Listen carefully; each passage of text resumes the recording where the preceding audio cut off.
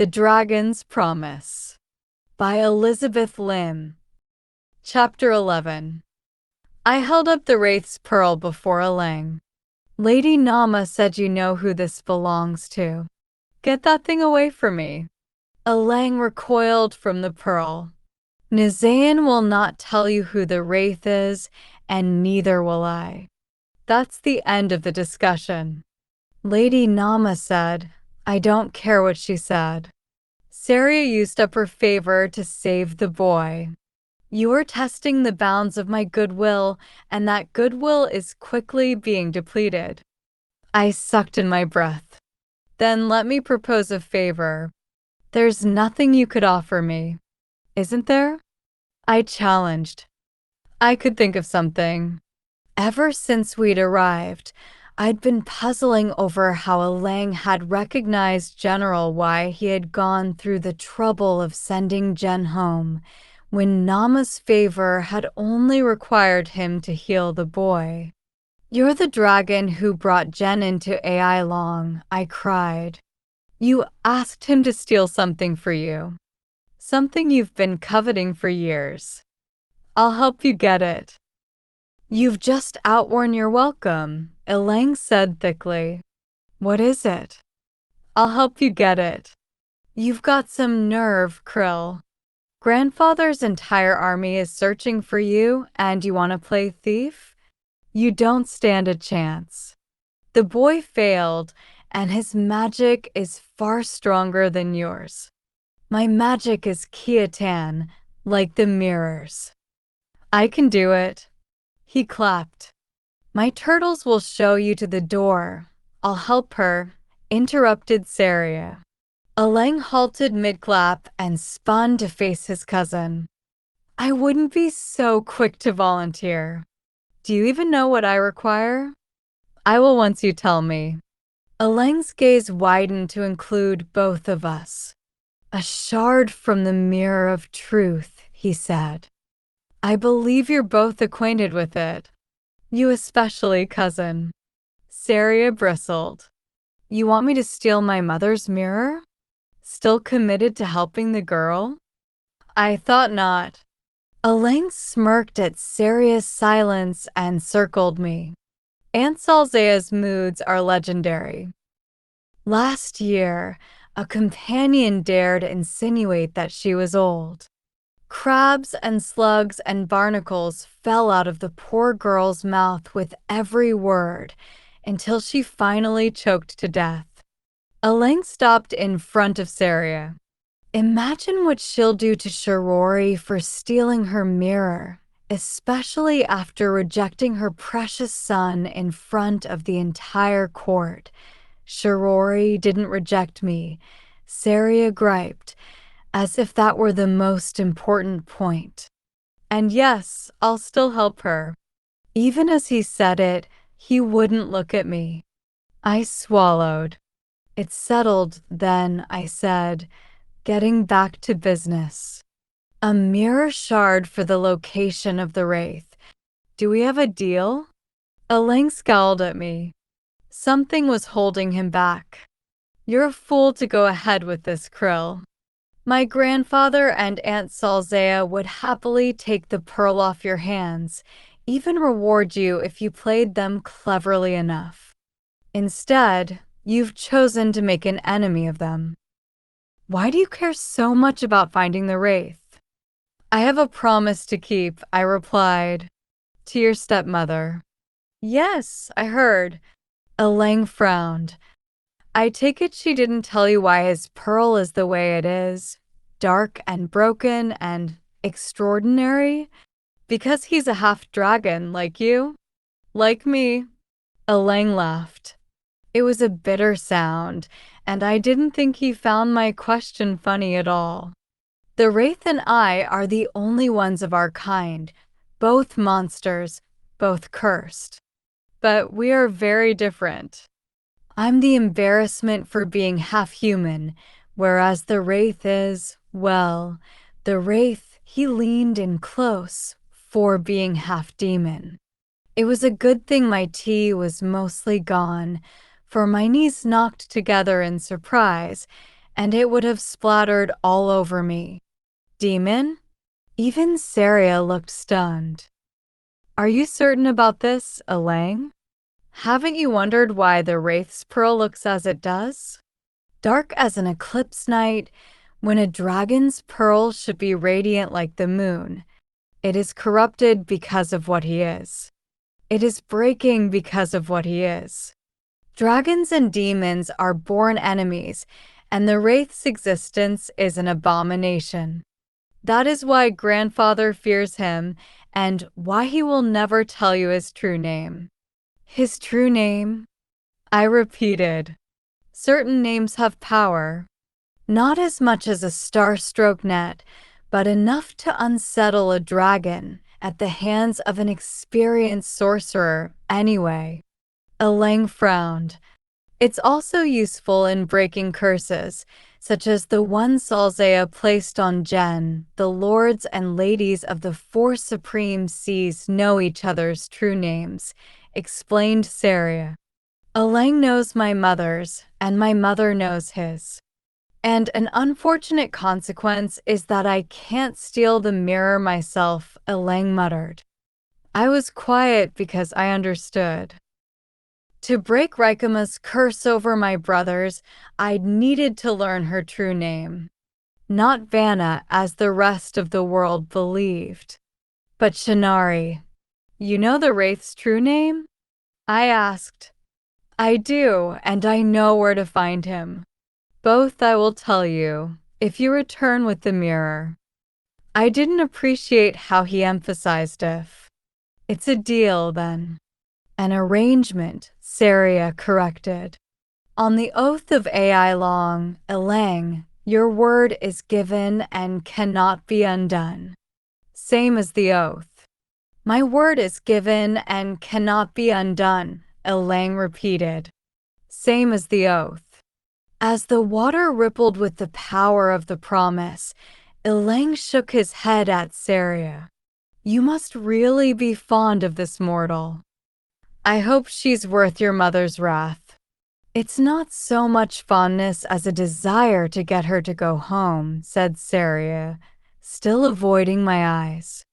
She brings trouble wherever she goes. I'm beginning to believe that. Elang summoned his turtles with a clap. They'll see you to your rooms for the night. Wait, I called. This was not the time to ask for a favor, but I didn't care.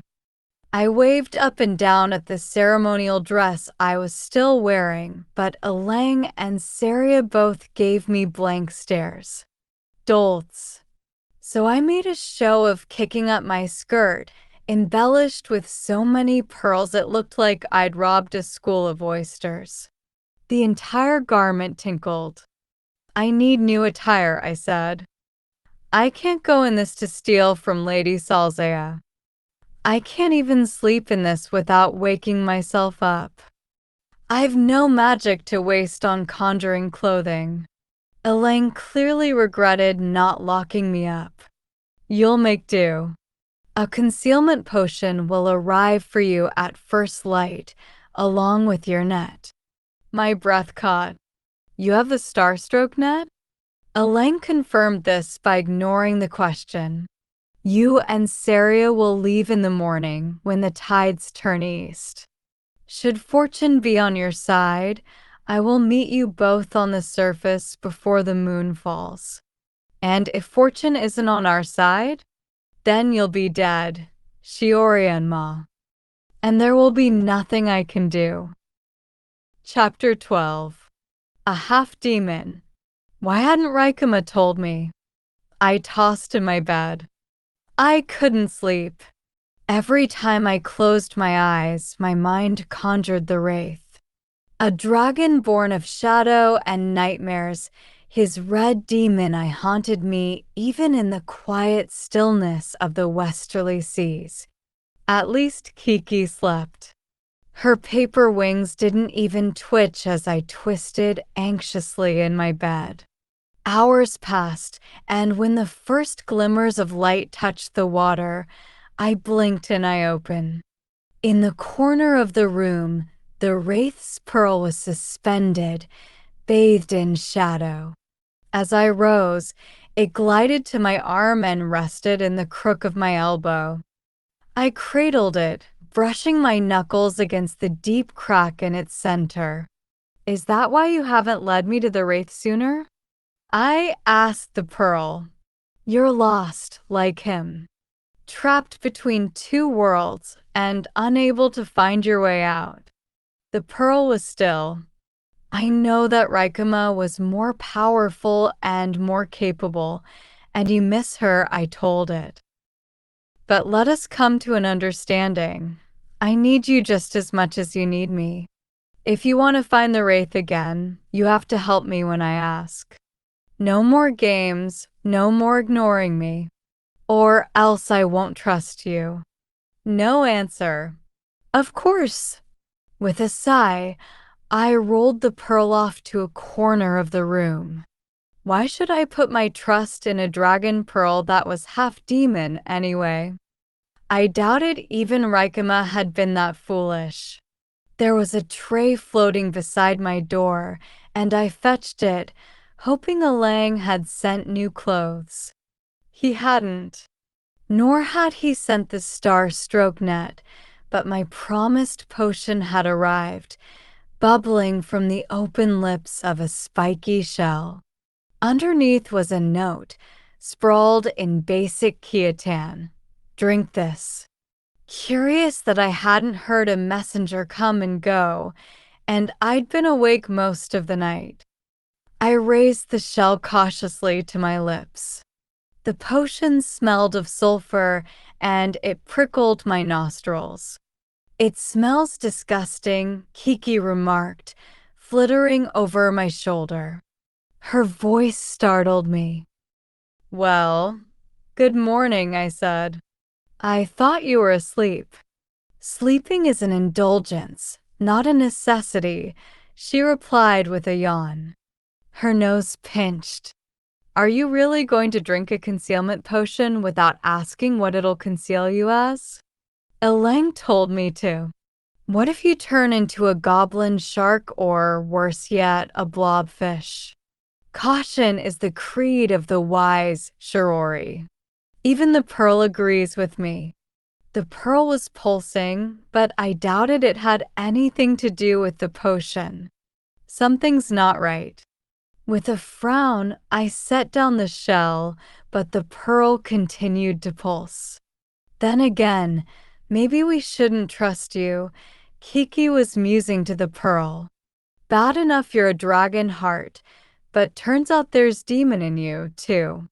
Wouldn't surprise me if you killed us in our sleep.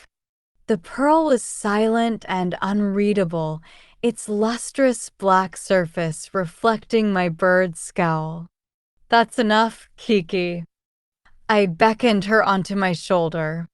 Let's look for Saria. The problem was, Saria was nowhere to be found. In fact, the entire castle seemed empty.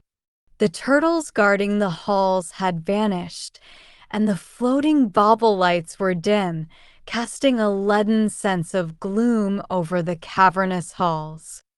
I knocked on Saria's doors a third time. Saria. He isn't here, Elang said, stepping out from behind the shadows. He left last night.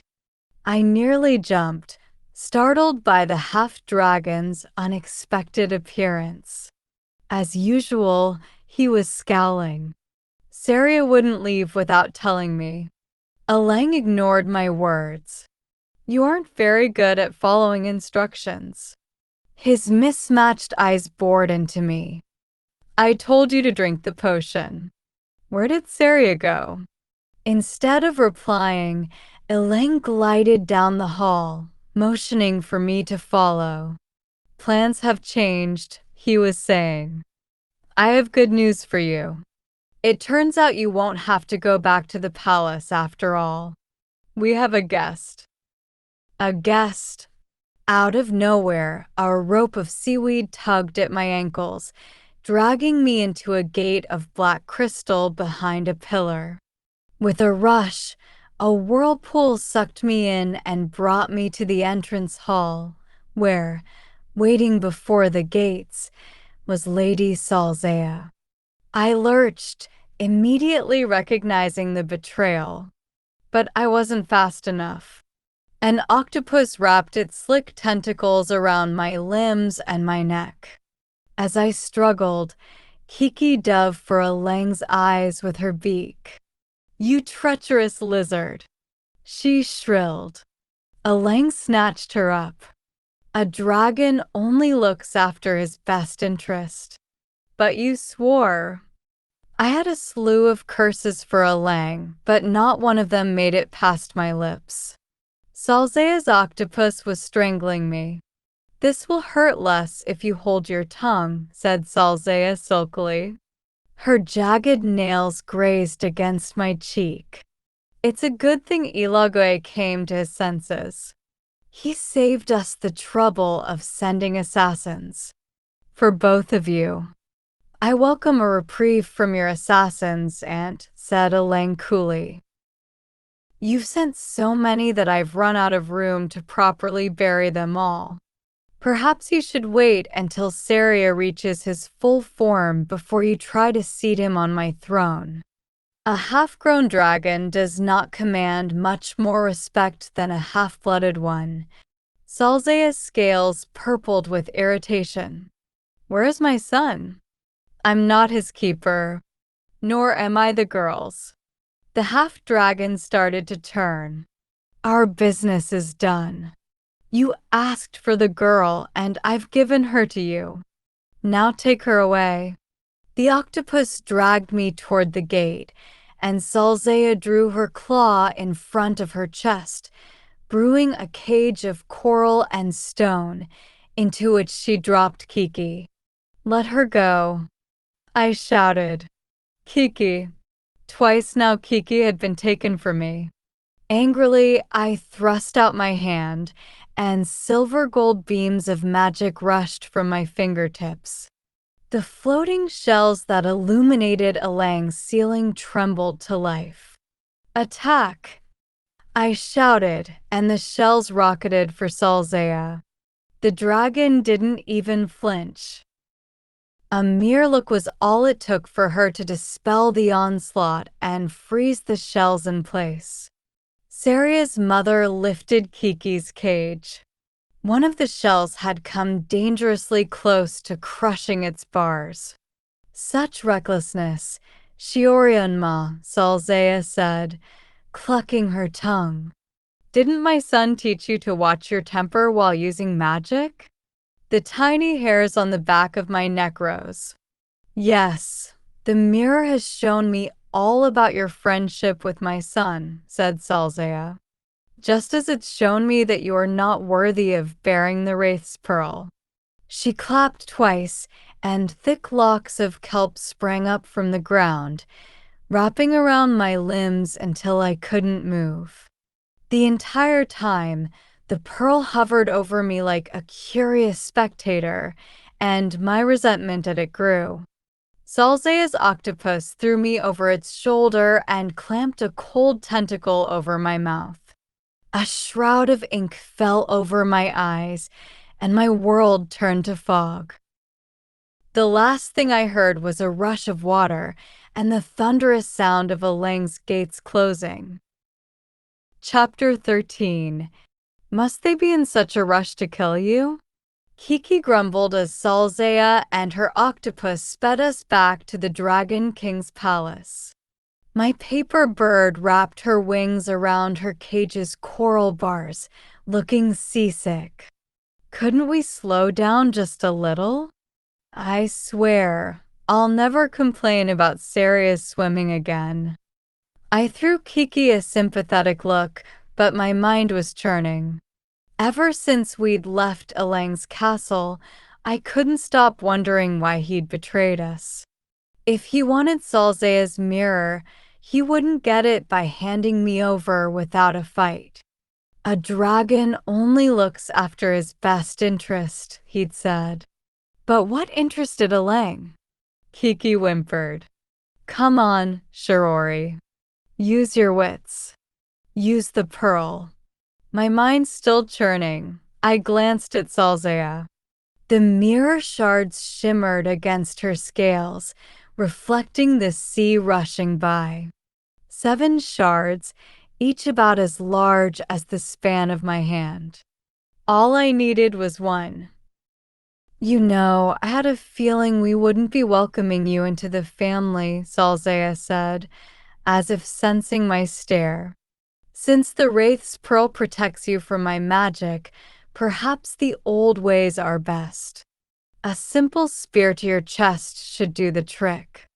Or perhaps you should just let me go, I replied. Save everyone the trouble of dissolving into sand. I understand that's what will happen if you kill me. Did I say I'd kill you? The dragon's molten eyes were unblinking. No, I said I'd stab you in the chest. And leave me on the brink of death, I understood, so the pearl would desert me. The Wraith's Pearl doesn't belong with one such as you, said Salzea. A half-fledged sorceress. She scoffed. A shadow of your stepmother. Beneath the mockery, Salzea's tone was sour, which struck me. At the ceremony, she had wanted to claim the Wraith's Pearl for herself. A dragon only looks after his best interest. Who should have it, then? I said slowly. King Nizayan? Your father is the Dragon King. He doesn't need the pearl. I drew out my next words. Don't you want it for yourself? Salzea's laugh cut short, and the kelp knots tightened, squeezing into my joints. It took all my willpower not to let out a cry of pain. Don't presume to tempt me, girl. I could give it to you, I pressed, trying hard not to wince. The pearl is bound to me, but I could transfer it to you.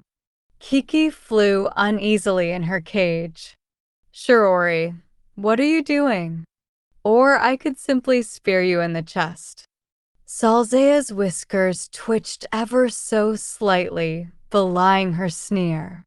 And let you bleed until the pearl decides to come to me. If it were that easy, your father would have done so already, I replied. My life depended on how I sold my next words. Besides, there's no guarantee the pearl would choose you. Ever so slightly, Salzea's whiskers curled. But if I offered the pearl to you voluntarily, as the result of a wager then? A wager? This was it. I had her attention. Yes, I pounced. A shard from your mirror if I win, and the Wraith's Pearl if I lose. Salzea's pupils constricted. A shard for the broken pearl? Do you know the power of what you carry? I have some idea. Why the change of heart? You wouldn't give it to my father during the ceremony. He has power enough without it. I licked my lips. And he won't help me find the Wraith. The mirror would. Would it now? Salzea's sneer deepened. Name your terms. I spoke quickly before I lost my nerve.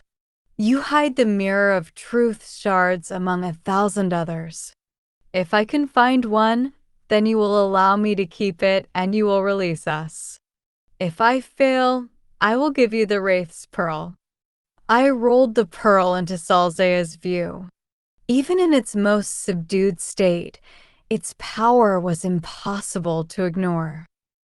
Salzea's shoulders grew taut, and a sheen of desire imbued her fiery scales. She said, if you give me the Wraith's Pearl, your protections in AI Long will come to an end. You do realize what will become of you when that happens. I didn't waver. You'll have to win for me to give you the pearl. Didn't I warn you never to play games with dragons? We always win. I've never been a good listener. She let out a throaty laugh. I accept your wager. but on the condition that you find all 7 shards before the sands run south. A thin hourglass appeared on her palm. Do so, and I will set you free. All 7 shards?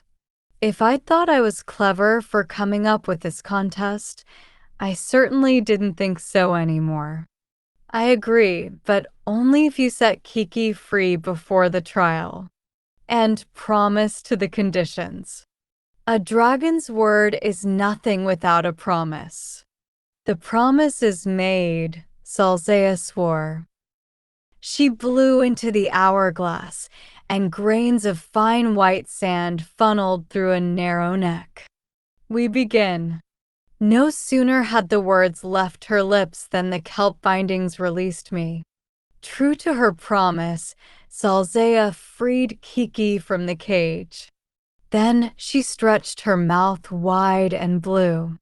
From her lips spilled thousands upon thousands of mirror shards, showering over me and hanging in the water like a storm of suspended raindrops.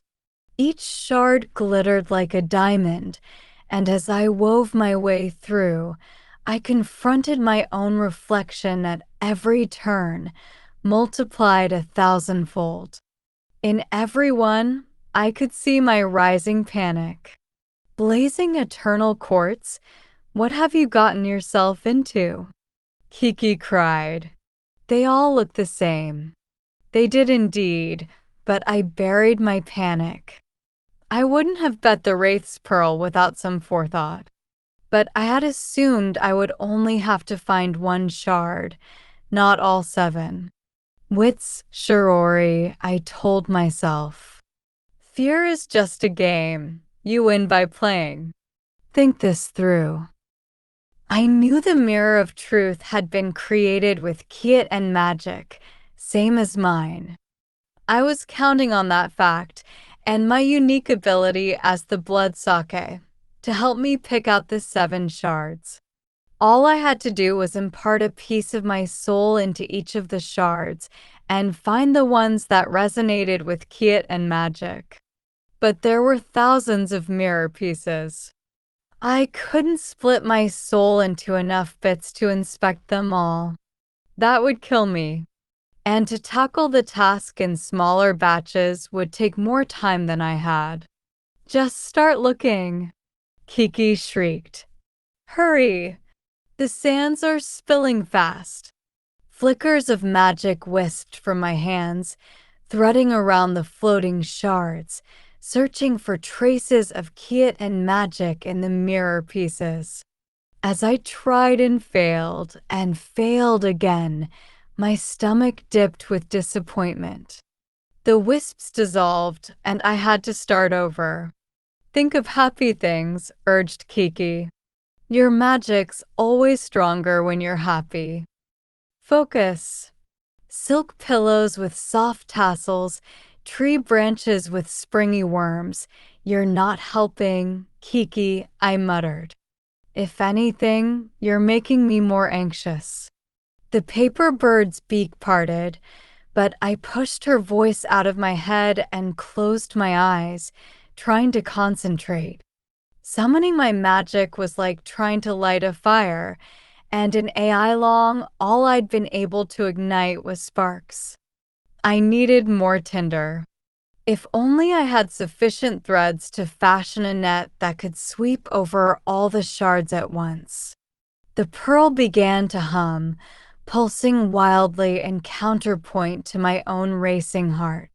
For once, I wished it silent, and as I tossed it into my satchel, my fingers brushed against the spine of a book inside. Taken's sketchbook.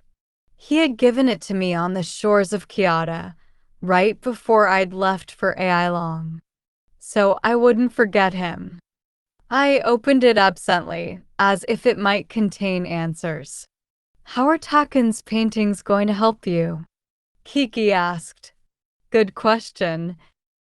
A few days in AI Long, and I had come perilously close to losing all my memories of home. I needed a reminder of what I was fighting for, who I was fighting for.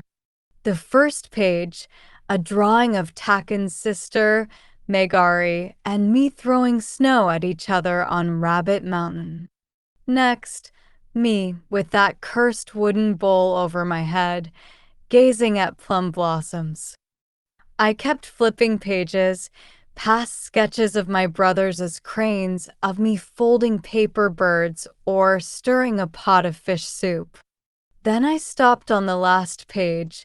The drawing wasn't finished, but I recognized the river, the gently sloped hill, the two silhouettes bent over the water with lanterns in hand. It was of Takan and me, our wrists connected by a red thread that traced all the way to the moon. My heart squeezed. There was so much left unsaid between us, so much we still had to work out. But whatever chance we had would disappear if I failed to find the shards. I closed the book. They were waiting for me, my brothers, my father, Takan. I couldn't let them down. Clasping my hands together, held tight to the memory of Takan, my family, everything about home that I loved and cherished. I gathered every bit of strength I had and held my breath until I was ready, until the pressure inside me was about to burst. Then I let it go. Like fire, silver gold threads emanated from every point in my body. They were strands of my soul, I understood, thanks to Lady Salzea, but I'd never seen them before when I had used my magic. Then again, maybe I'd never known what to look for. As they streamed forth, I whispered my intent, find the 7. With a wave of my arm, I cast the strands across the field of mirror shards. I could feel the enchantment, like a breeze tickling the pores of my skin. It swept through the sea, making the shards tinkle a soft percussive song. 7 shards began to glow, their edges luminous, as if touched by the moon. One by one I tracked them, clasping them in my hand, until I was down to the final piece. It was farther than the rest, nearly at the edge of the field. As I swam for it, sharp ripples cut my path, holding me at bay. The sand is nearly out, Kiki yelled. Hurry, Shirori. I glimpsed over my shoulder at the hourglass. Kiki was right. Only a thin layer of grains remained. I needed to hurry. The 7th mirror piece was still glowing, but I knew my concentration would break any second now. I kicked furiously, stretching my arms and scrabbling for my quarry. My nails scraped its corner, and as I was about to fold my fingers around the last piece, all the shards shuddered and began to tilt. In one swift, foul swoop, the current changed direction. I flew back, grabbing Kiki by the wing and shoving her into my sleeve. Too late, I spun to save Taken's sketchbook. But the shards ripped through it, tearing its precious pages to shreds. I couldn't even salvage the scraps. The last grain of sand slipped through the hourglass and Salzea's test vanished, everything within its bounds disintegrating into the sea. The dragon reappeared with a smirk and my heart sank. 6 out of the 7, she said. A better effort than I expected from such a meager sorceress. Unfortunately, you failed. I couldn't speak. I'd lost everything. Everything. My hands shaking, I had started to reach inside my satchel for the pearl when Kiki crawled out of my sleeve. Stop, she cried. There was something between her wings, and she tossed it onto my palm. The 7th shard. I held it up, a grin spreading across my face as Salzea's smirk disappeared. Well done, Blood sake of Kyoto, she said, though her voice trembled with barely contained wrath. A promise is a promise. You may keep the last shard. I hugged my bird. I could kiss you. I'd rather you get us out of here, Kiki said. As soon as possible, ideally. She was right, and I turned to Salzea. How do I leave AI Long? See there? Salzea pointed toward the surface, at the shimmering whirls of soft pink and yellow glancing off the waves. Where the beams cut through the sea marks the western border of AI Long. Past it is the mortal realm. I would recommend you reach it before my father arrives. Fear chipped away my excitement. But I thought that I would let you go. Salzea spoke over me. I have. A new smirk twisted her lips. But I never promised to protect you against my father. And it appears he is here. I glanced behind me, where an army of sharks and jellyfish had assembled, led by the Dragon King. Stupid, stupid, stupid, I cursed. I should have known better than to trust a dragon. Adrenaline rushing to my head, I grabbed Kiki and swam for the surface. I could nearly touch the streaks of violet refracting downward, could make out the changing folds of the surface, where the edges of AI Long dissolved into the mortal realm. The promise of salt tickled my lips. I was close. Then the water thickened, twisted and churned. Its temperature plummeted, and cold shot through my muscles, turning my legs to lead. For every kick, I rose 1 pace and dropped 10. Kiki bit my hair, trying to pull me up. Come on, Shirori. Fight. I was trying, but I may as well have been swimming through tar. No amount of paddling and kicking did any good. The water fought against me, pulling me down, back into AI Long. Nizayan plucked me up between 2 claws. Lightning crackled from his eyes and hair. Sever your ties with the pearl, Shiorion Ma, or I shall do it for you. I clenched my jaw. The pearl isn't yours. Very well. The Dragon King sighed. His eyes and hair raged with lightning. Then, like the pearl you bear, you shall break. Chapter 14. Everything happened so fast I scarcely knew I'd been hit. But then I was flying back, a wave of heat scalding my skin. I assumed I'd turn to dust, to stone, or to sea foam, but everything was awash in green. And I was still breathing, my heart still pumping. I pressed my cheek against prickly seagrass, and I spat out the sand that coated my teeth. It appeared an eel had come blasting to my rescue.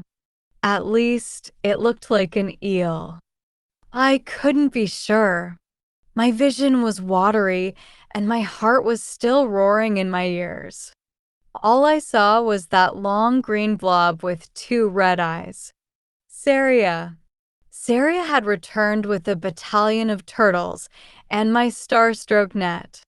He charged from the left, and the turtles came from the right.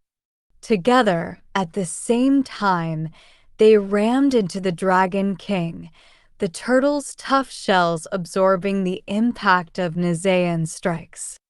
I crawled onto my forearms, pressing my forehead to the seagrass as my breath steadied. A turtle the size of a donkey had landed at my side, and it scooped me onto its back.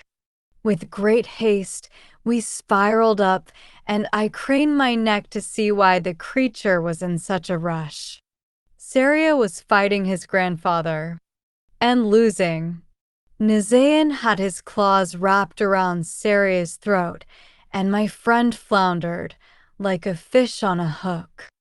His tail had gone slack, his claws making one last swipe at his grandfather's iron-hard scales before falling to his sides. The star-stroke net flagged in his grasp. I couldn't simply watch and do nothing. I leaned forward, urging my turtle to swim faster. We have to help. You shall not intervene, came a voice from behind. A tentacle hooked around my ankles, dragging me off my turtle and bringing me face to face with Salzea. What are you doing? I yelled at her. Nizaean's killing him. Nizaean will not harm Saria, said Salzea. Look at his eyes, I cried. Look at both their eyes.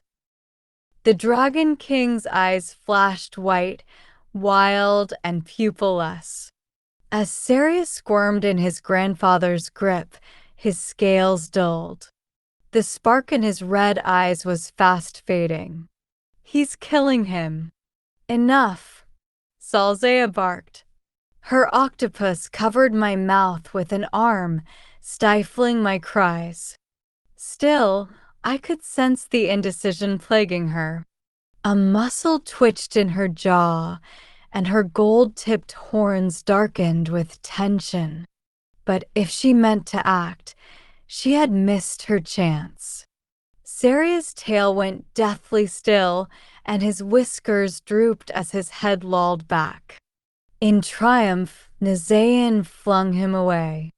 I bit into one of the octopus's tentacles and screamed, Saria. With a resounding thump, he landed on the bedrock.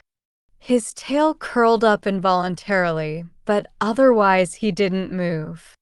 The star-stroke net was crumpled in his claw, its ends peeking out through his closed fist. Nizaean's lackeys descended upon him, trying to pry it away, but they couldn't open his fingers. I clenched my fists too, not daring to even move. The net was sizzling, and Saria's brow made a fearsome crease before it went slack. Saria! I cried out again, my voice echoed by Lady Salzea this time. A growl boomed from where he'd landed. Then there came a flash of light, so bright that even Salzea teetered back. From Saria emanated an aura of the deepest green, and suddenly he began to grow. His eyes swelled like full moons, and his horns tripled in length, branching out into a crown over his hair. The scales on his back bulked out into plates of emerald armor. In a rush of green, he grew and grew until his grandfather could no longer strangle him with one hand. Until he rivaled the Dragon King himself in size and magnificence. Saria opened his fist, brandishing the star-stroke net. Nizaean laughed. You cannot harm me. It is against your oath. I know I cannot harm you. But Shirori can. With a roar, Saria lashed out his great tail, seizing his grandfather by the neck. His strength took the Dragon King by surprise, and both dragons turned to Lady Salzea. Mother, cried Saria, let Shirori go. Contain your son. Nizaean bellowed at the same time. Salzea hesitated, and her golden eyes turned wintry. My son has arrived at his full form, father. He is no longer mine to contain. The remaining mirror shards flew from her necklace and lodged themselves into the Dragon King's tail, pinning him still. Just as I am not yours. Spurts of ink clouded the water as Salzea's octopus released me, and I raced to Saria's side. Kiki took one end of the star-stroke net, and I the other. Together, while Saria pinned the Dragon King down, we threw it over Nizaean's chest. Now, grandfather, let's try this once again, said Saria through his teeth. A dragon's word is his honor. His honor is his pearl. You will promise that no dragon, including yourself, shall harm Shirori and her kin so long as they live. How dare you? Nizayan rasped as the Starstroke net's magic gripped the contours of his heart. I am a god of dragons. I will not bow down to any mortal. Out of his eyes shot forth a bolt of magic, and the water turned cataclysmic. A monstrous wave folded forward, and Saria grabbed me by the ankle and pulled me onto his back as he bore its brunt. Fierce currents wheeled our way, uprooting the seagrass, the coral forests, everything in their path. Saria and I were next. As Saria shielded me with his body, the wraith's pearl flew out from under my arm. It rose like a dark moon, its halves cracking apart and spreading wider than ever before. Dazzling light burst from its center. Nizayan's waves crashed against an invisible wall. They could not touch us. The pearl's light met Nizayan's defensive shield head-on and pushed forward, advancing for the Dragon King. I reached for it, offering what strength I could. It was like embracing a broken star about to explode. I wasn't sure whether it could control itself. Don't break, I told the pearl. Use as much force as you need to, but don't break. Please. The pearl shuddered. It was straining against Nizayan, and new fractures had appeared upon its dark, gleaming surface. Its halves cracked wider, fanning light in all directions.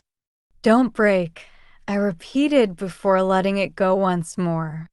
While the Dragon King was distracted by the pearl, I gathered the ends of the Starstroke net and pulled with all my strength.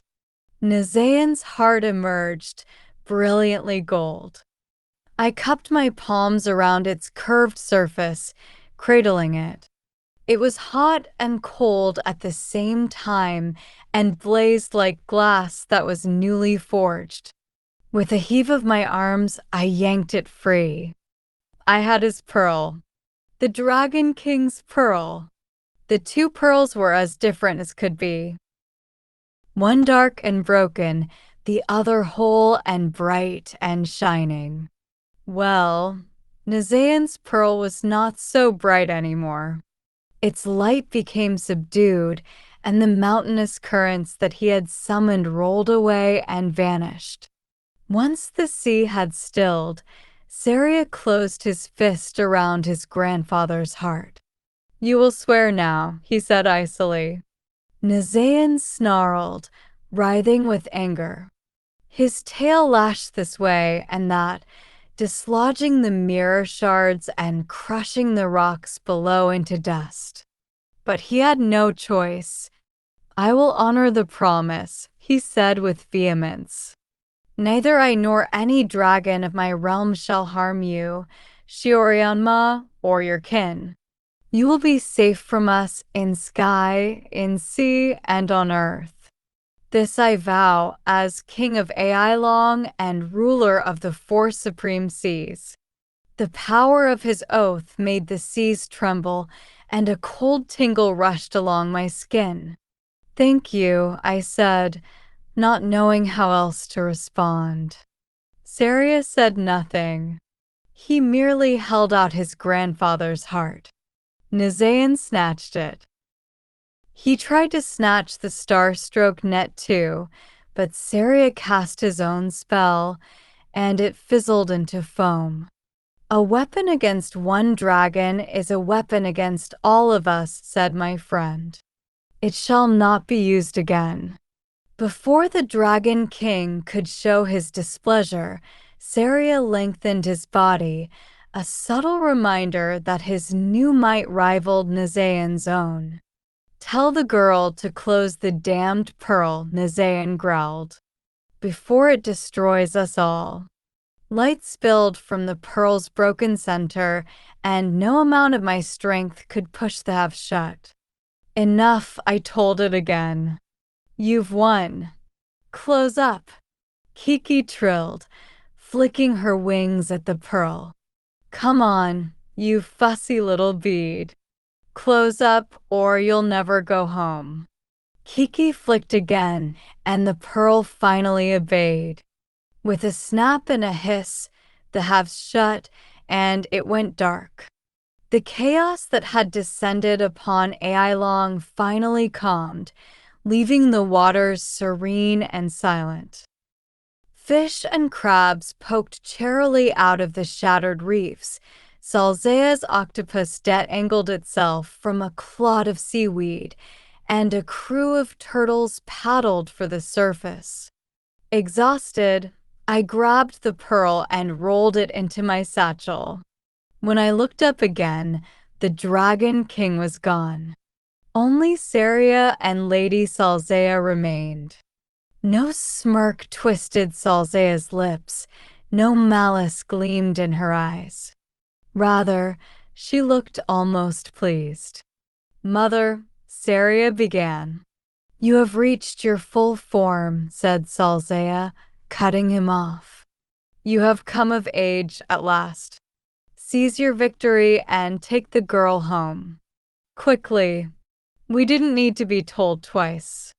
As Salzea retreated, her 6 remaining mirror shards rearranged themselves into a necklace at her throat, and I grabbed onto Saria's horns. For the last time, we rode the waters of AI Long and ascended to the surface. For home. Chapter 15. Glorious gods, it felt good to breathe. Had air always been so fresh and sweet? I inhaled greedily, embracing the brackish spray that stung my nose and the wind that lashed my face. Best of all was the sun. I arched my neck back to bask in its warmth. It felt like I was already home, sitting too close to the fire until my cheeks were as toasty as griddle cakes. My stomach growled, dreaming of cakes. Sugared rice cakes, monkey cakes, red bean and strawberry cakes. I'd eat them until I collapsed. But I was getting ahead of myself. It wasn't time to leave the water just yet. I followed Saria toward a distant figure on a rock island shrouded in fog. It was a Lang, watching the sunrise, long human fingers skimming the water. When we approached, he whirled to face us, his mismatched eyes narrowing at the sight of Saria. I see you've finally reached your full form, cousin.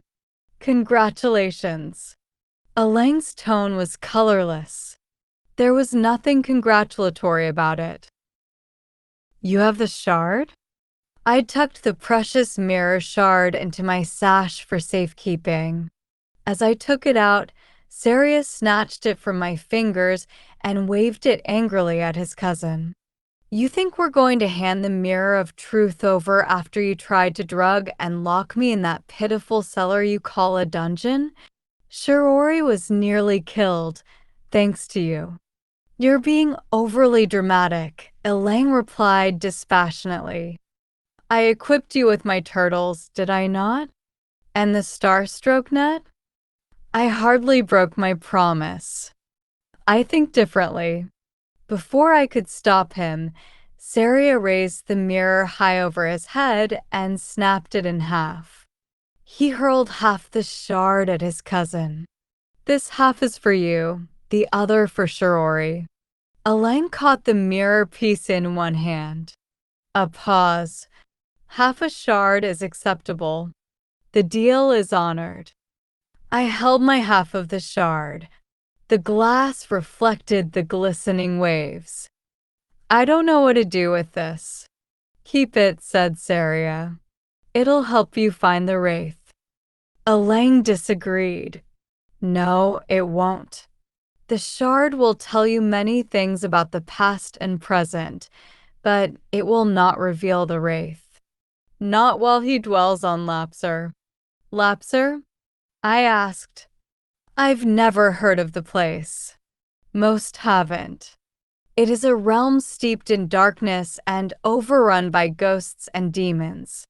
Not even the mirror can see what unfolds there. Then how will I find it? That I cannot help you with. Alang picked up his turtle's reins, preparing to descend into the sea. Wait, I called. You promised his name. Alang's back was to me, but he halted. After a long pause, he replied, his name is Crommelin. Crommelin. My satchel shuddered against my hip, the pearl inside growing suddenly warm. Do not discount the mirror's value, said Alang, his back still to me. It will not bring you to the Wraith, but it still holds great power. Thank you. For once, he didn't dismiss my gratitude. He stepped onto his turtle, flicking Kiki off its shell. He was about to dive into the sea when I blurted one last question. Why turtles? To my surprise, Alang actually replied, they are solitary creatures, though they live in large groups. I find I have more in common with them than with humans or dragons. Their shells are hard, I mused, and their hearts are soft. That earned me a glower. I have no heart. You aren't without heart. You wouldn't have helped me if that were the case. I helped you to get my mirror, Alang said gruffly. His mismatched eyes narrowed. Only by the miracle of the gods did you manage to succeed. So I did, I said.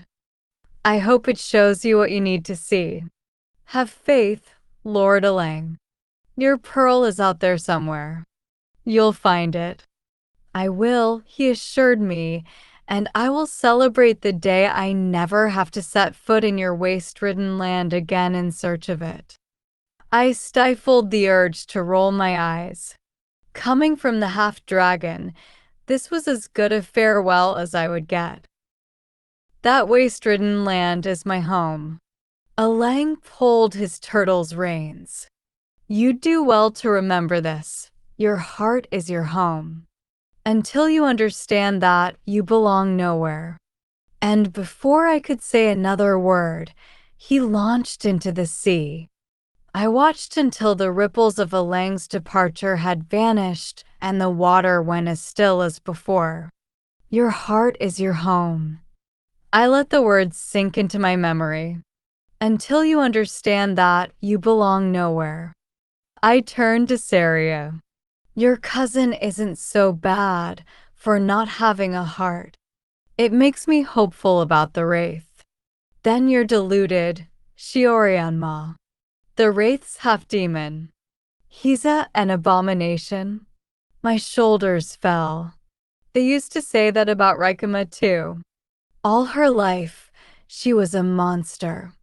First to the human world, which thought her a snake, then to herself, when she was cursed to wear her sister's face. I swallowed, certain that there were plenty of people back home who thought me a monster now. A cloud drifted over the sun, casting a long shadow upon the sea.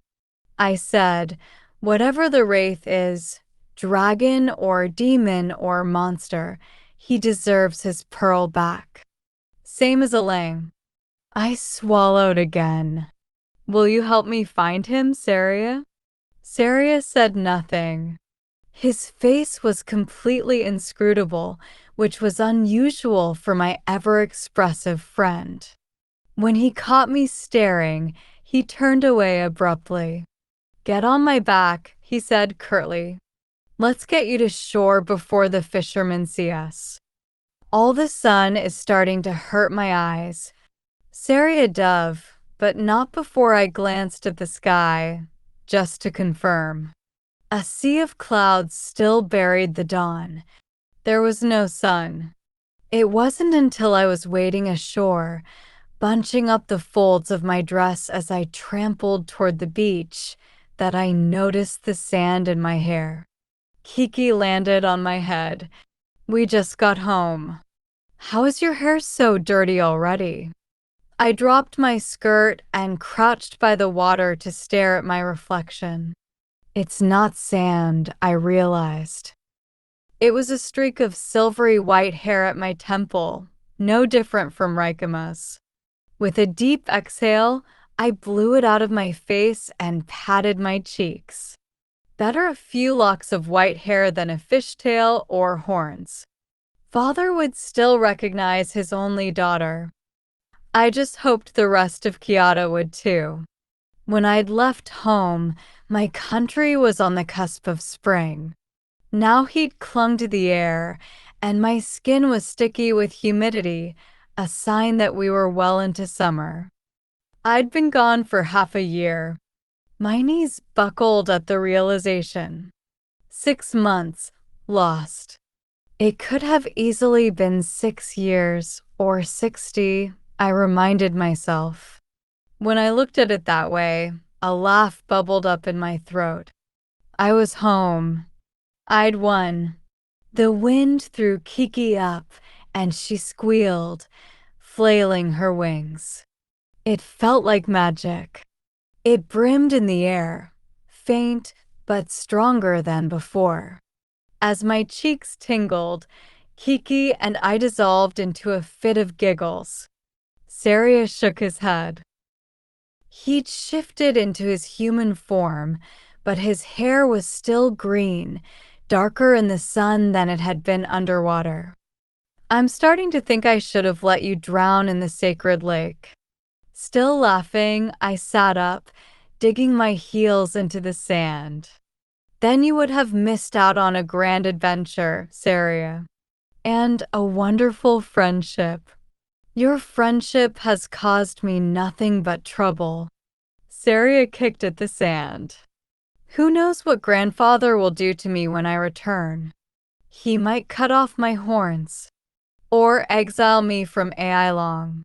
"Your mother wouldn't allow that," I replied. "She might take joy in tormenting me, but she cares for you. When you reached your full form, I swear she preened." I offered him a slanted grin. "It must be an important rite of passage for dragons." "It is," said Saria. "Were you impressed?" "Very. You don't look like an eel anymore." His chest puffed out, just a little, with pride. Then I guess it was all worth it. I stopped smiling. "You could stay here, you know. On land, with my brothers and me. We'd make you welcome." "I'd rather grandfather turn me into a squid than live among your kind for the rest of my mortal life," Saria huffed. "And I'd rather choke on seaweed than watch you and that horse trough boy make fish eyes at each other." "We don't make fish," Saria covered my mouth with a sleeve, silencing me. His snide expression had fled, and he lowered his arm. "I have to know," he said quietly. "If not for him, did I ever have a chance?" A lump swelled in my throat. I didn't want to hurt him. Takan and I are connected by the strands of fate. I expected him to be jealous, but the corners of his mouth lifted. "Then I'll have to find you when you're reborn, before your strands have time to knot with his again." His red eyes twinkled. "I only pray you won't be a human again in the next life. Now that I've reached my full form, I'm far too majestic to stomach your world again." I didn't know whether to punch him or laugh. Or cry. My shoulders softened and I spoke. "So this is goodbye." The twinkle left his eyes. "I doubt I'll be permitted to visit your realm for many years. Maybe not until you're an old woman, all pruny and wrinkled, with 17 great-grandchildren." He snorted in distaste. "See, your hair is already starting to gray." I let out a laugh. White, I corrected, combing through the snow-touched locks with my fingers. It turned white from using the wraith's pearl, not from age. Same difference. Saria waved a dismissive hand. His sleeves and robes were already dry, unlike mine. A useful enchantment. He was in a mercurial mood, his true thoughts impossible to decipher. But when he spoke again, he sounded strangely gentle. If you do end up marrying that lordling, I hope they take after you, not him. Who? Those great-grandchildren, he replied, tartly now. Gods forbid they be dull and stiff-necked. I couldn't help defending Takan. He isn't dull and stiff-necked. You barely spoke to him. Something I regret deeply, Saria replied. He should know I won't be saving you again, so he had better be up to the task. I put my hands on my hips. You do realize I'm capable of saving myself from time to time. Even still, with all the trouble you get into, Shirori, all the trouble you're going to get into, you need whatever help you can get. Make sure he knows that. After a pause, he said, make sure he deserves you. There came a twinge in my heart, and my hands fell to my sides. Not long ago, I could have imagined falling in love with Saria. If Raikama had never cursed me, if I'd never spent that winter in Iroh, it might have been him that I longed for, not Takan. But that would have made for a different story. Not this one. He does, I said softly, deserve me. I'll take your word for it, grunted Saria. I'll be visiting those great-grandchildren, you know, and telling them stories about you. Unflattering stories to repay all the grief your friendship has given me. I hid a smile. For all his churlish remarks, Saria was trying hard to be impassive and dragon-like. But I knew him better than that. Tell them some nice things too, I said lightly. He grunted again. I suppose I'll have time to think of some. Saria arose now and turned for the sea. His horns were growing, the first sign that he was beginning to transform back into a dragon. Wait, I shouted after him. Don't forget this. I held out the necklace he had given me what felt like a lifetime ago and pressed it into his palm. Don't you dare say it, he muttered, hooking his claws through the necklace. Say what? All those idiotic kiat and farewells. May our strands cross again, and, worse yet, may the luck of the dragons be with you. If you say such things, I'll have no choice but to drag you back into the sea. I wanted to laugh, but I couldn't. Farewell, my friend, I whispered. I'll miss you, I wanted to say, but the words caught in my throat. Instead, I hugged him. The dragon was caught off guard and immediately stiffened, but he didn't push me away. Before he could utter anything that might ruin the moment, I pressed my lips to his cheek. A kiss, like the one I'd given him all those months ago by the sacred lake the first time we'd said goodbye. Thank you for everything. Saria's breath hitched, and his skin felt far too warm for him, a cold-blooded dragon. He drew back and, mustering a lofty tone, said, it would never have worked between us, being companions and all. We're both far too proud, and I'm far too magnificent. I tilted my head but didn't speak. I knew he wasn't finished. His voice went solemn. All the same, I'm glad to have known you, Shirori. You're interesting for a human. When you look into the sea, Think of me sometimes. I will, I said softly. As he whirled, a hard gust of wind made me fall back into the sand. By the time I got up again, all I saw was a splash in the water, followed by a sharp flare of sunlight. I shielded my eyes, trying to stare through the light to glimpse the dragon's tail. But Saria was gone. For a long time, I watched the water, half wishing he might bubble up again. Kiki landed on my shoulder. I'll miss that dragon, horns and all. She peered up when I said nothing. You all right, Shirori? No, I wasn't.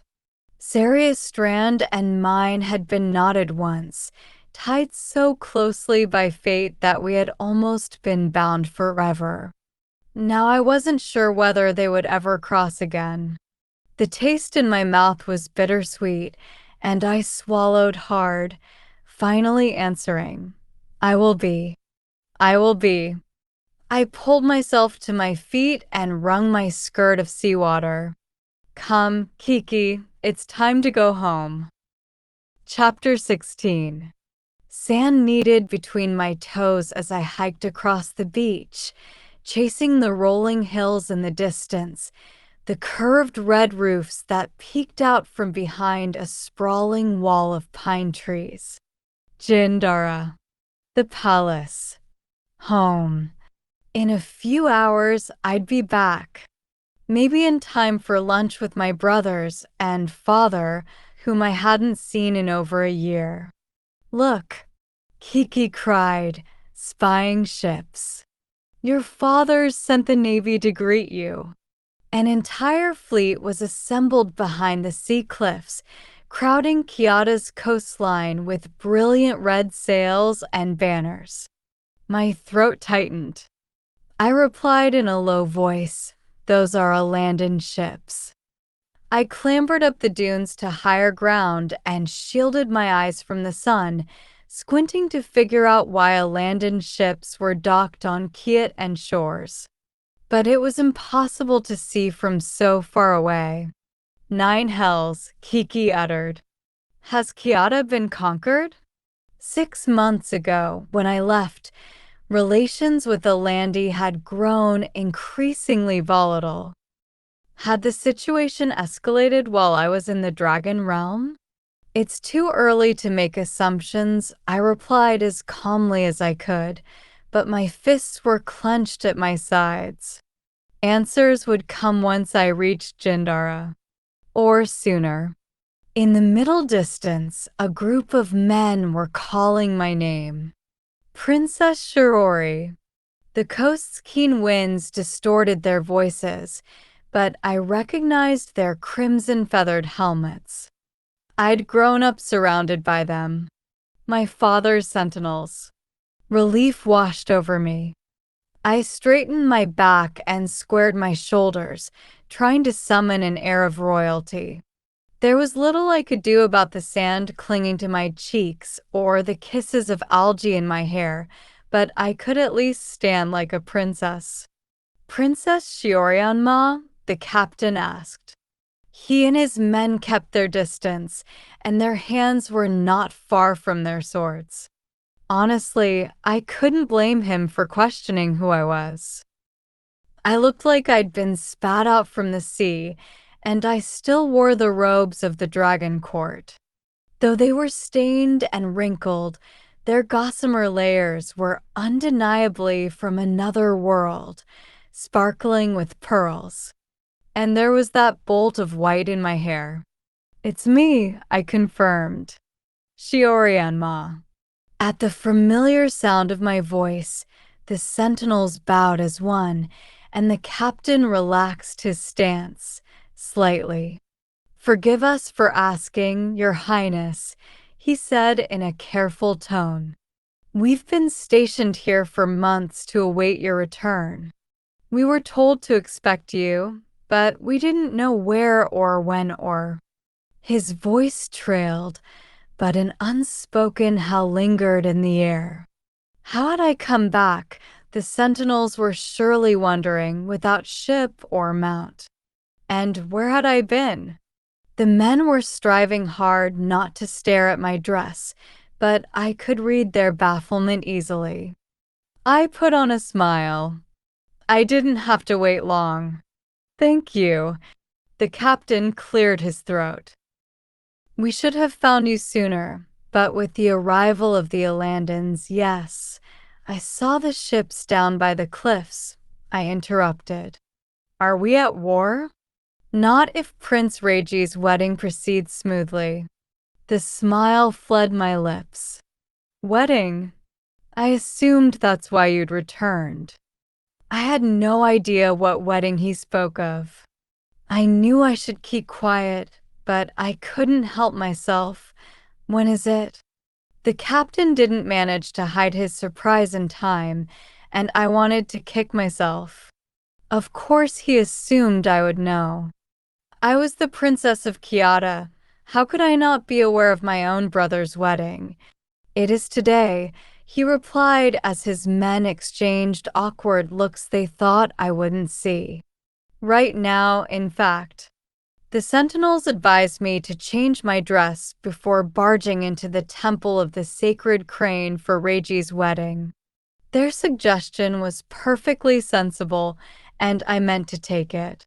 But once I returned to the palace, my mind changed like the wind. I'd been away for far too long, and I'd missed far too many important moments. I wouldn't miss Regi's wedding. One of the sentinels had given me his cloak, and it flared out over my shoulders as I raced to the temple. This was home, the white sand courtyards, the pavilions with sloping eaves and hanging bronze lanterns. Jays and thrushes whistled from the gardens, and I could smell the citrus orchards ahead. But not everything was the same.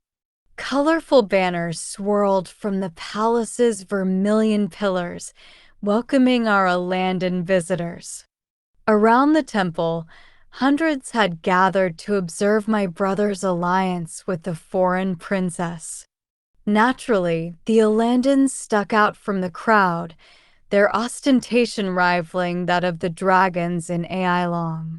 Bedecked in the boldest shades of red, blue, and gold, our visitors strutted about, intent on outshining everyone. I wondered if the court officials, with their kingfisher headdresses and elaborately embroidered coats, tripped over each other on the way here, given how long their sleeves trailed. Do they always dress like that? Asked Kiki. Like a pride of peacocks? I scoffed. Only when they come to Kiata. The rivalry between Alandi and Kiata was as old as our countries. I could tell from our freshly pruned trees, the way the lacquered benches outside the halls shone, the stiffly ironed uniforms of the servants, that we had played our own part in this petty competition. What an unwelcome sight I must be, wearing a sentinel's cloak over my shoulders, with sand sprinkling from my slippers and seaweed stuck to my hair. My return stunned everyone who recognized me, the lords and ladies kneeling outside the temple, the priests milling by the stairs. Even the guards jerked their heads for a second look when I passed. Princess Shirori, one of the priests by the temple doors, exclaimed, flustered by my arrival. We were not told that you had returned. I said in my most authoritative voice. Now open the doors. I'm afraid that isn't permitted, not even for you, Shiorian-ma, he replied. The ceremony has already begun, and they are in the middle of their prayers. I'll be quiet, I said. No one will even notice me come in. But, Your Highness, I never used to pay attention to the priests before, and I wasn't going to start now. With a lift of my arms and a whisper to the trees, I summoned a calamity of leaves to the temple's grand entrance. The leaves flew, pasting themselves to the priests' faces like paper masks. As the priests cried for the guards, I traipsed up the temple steps, removed my slippers, and let myself inside. I was quiet as promised, closing the hefty doors with care. Still, everyone noticed me enter. The temple held not the crowd of hundreds that I'd expected. The gathering inside was intimate. I could make out the backs of my father, my 6 brothers, and a lady next to Andhai, the high priest and 2 monks, and a smattering of Alandi officials. Takkin was nowhere to be found. And I didn't even see Regi's bride. Grumbles and sniffs punctuated the ceremonial silence, and I started to regret barging inside until my brothers turned around. How strange and wonderful it was to see them all, sitting beside father and dressed in their court finery, as if nothing had changed. It gave me hope that I might slip back into my old life. All 6 beamed at me, surprise and joy unraveling their ceremonial formality. Even Regi, who knelt in the center of the temple beside a painting of Princess Sina Ainin, his future wife, offered a nod. I risked a glance at father, daring hope he might acknowledge me too. But the emperor did as the Alandans did. With a clipped motion, he turned back to face the high priest. Disappointment rose up to my eyes in a scalding wave, and I bit the inside of my cheek, shrinking into a corner to wait until the ceremony was over. Unfortunately, Kiki's gauge of human emotion was sorely lacking, and she didn't sense to leave me alone. "I thought your brother was marrying an Alandan princess," tittered my bird. "All I see is a piece of parchment." I shrugged. "Who's that girl beside Aunt Hai? She looked nervous to see you." Did she? I'd been so happy to see my family that I had barely noticed her. With oval eyes and berry-colored lips, she looked as delicate as the lilacs embroidered on her lavender jacket. Her hands were demurely set on her lap, and if her ornate robes caused her any discomfort, she was a master of hiding it. She possessed the poise my tutors had long since given up trying to instill in me. "Ihe Chinia," I said.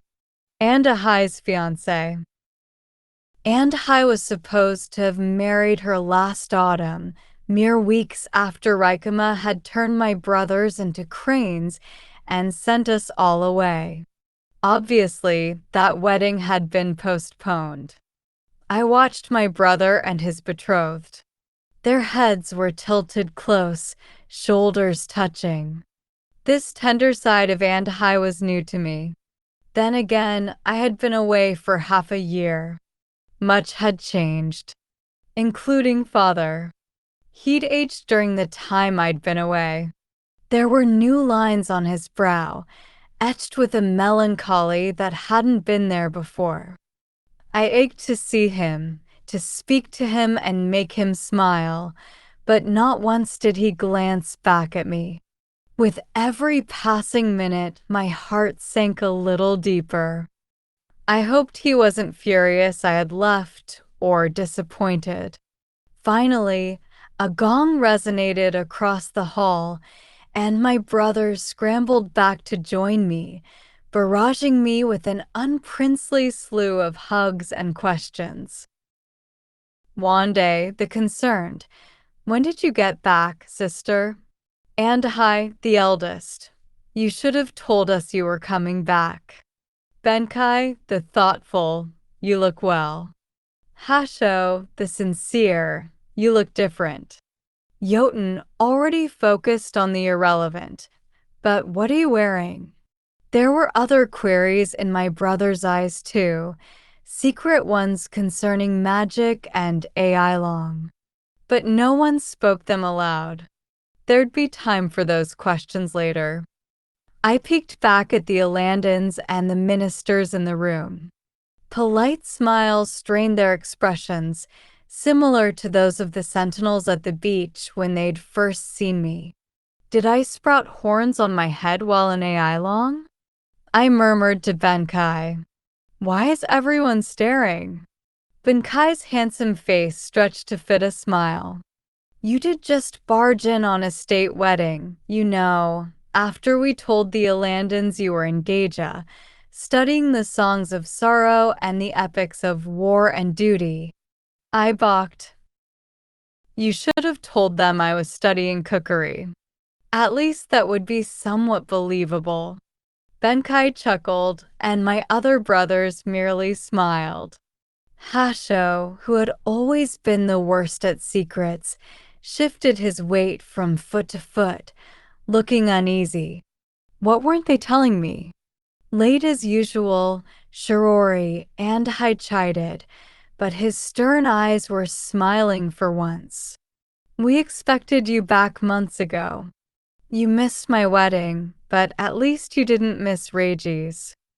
I should have guessed that Andahai had married while I was away, but still my mouth parted in surprise. You're married. It was a small ceremony within the 100 days of Raikama's death. He pursed his lips. I wanted to wait, but we didn't know when you were coming back. Even without the explanation, I would have understood.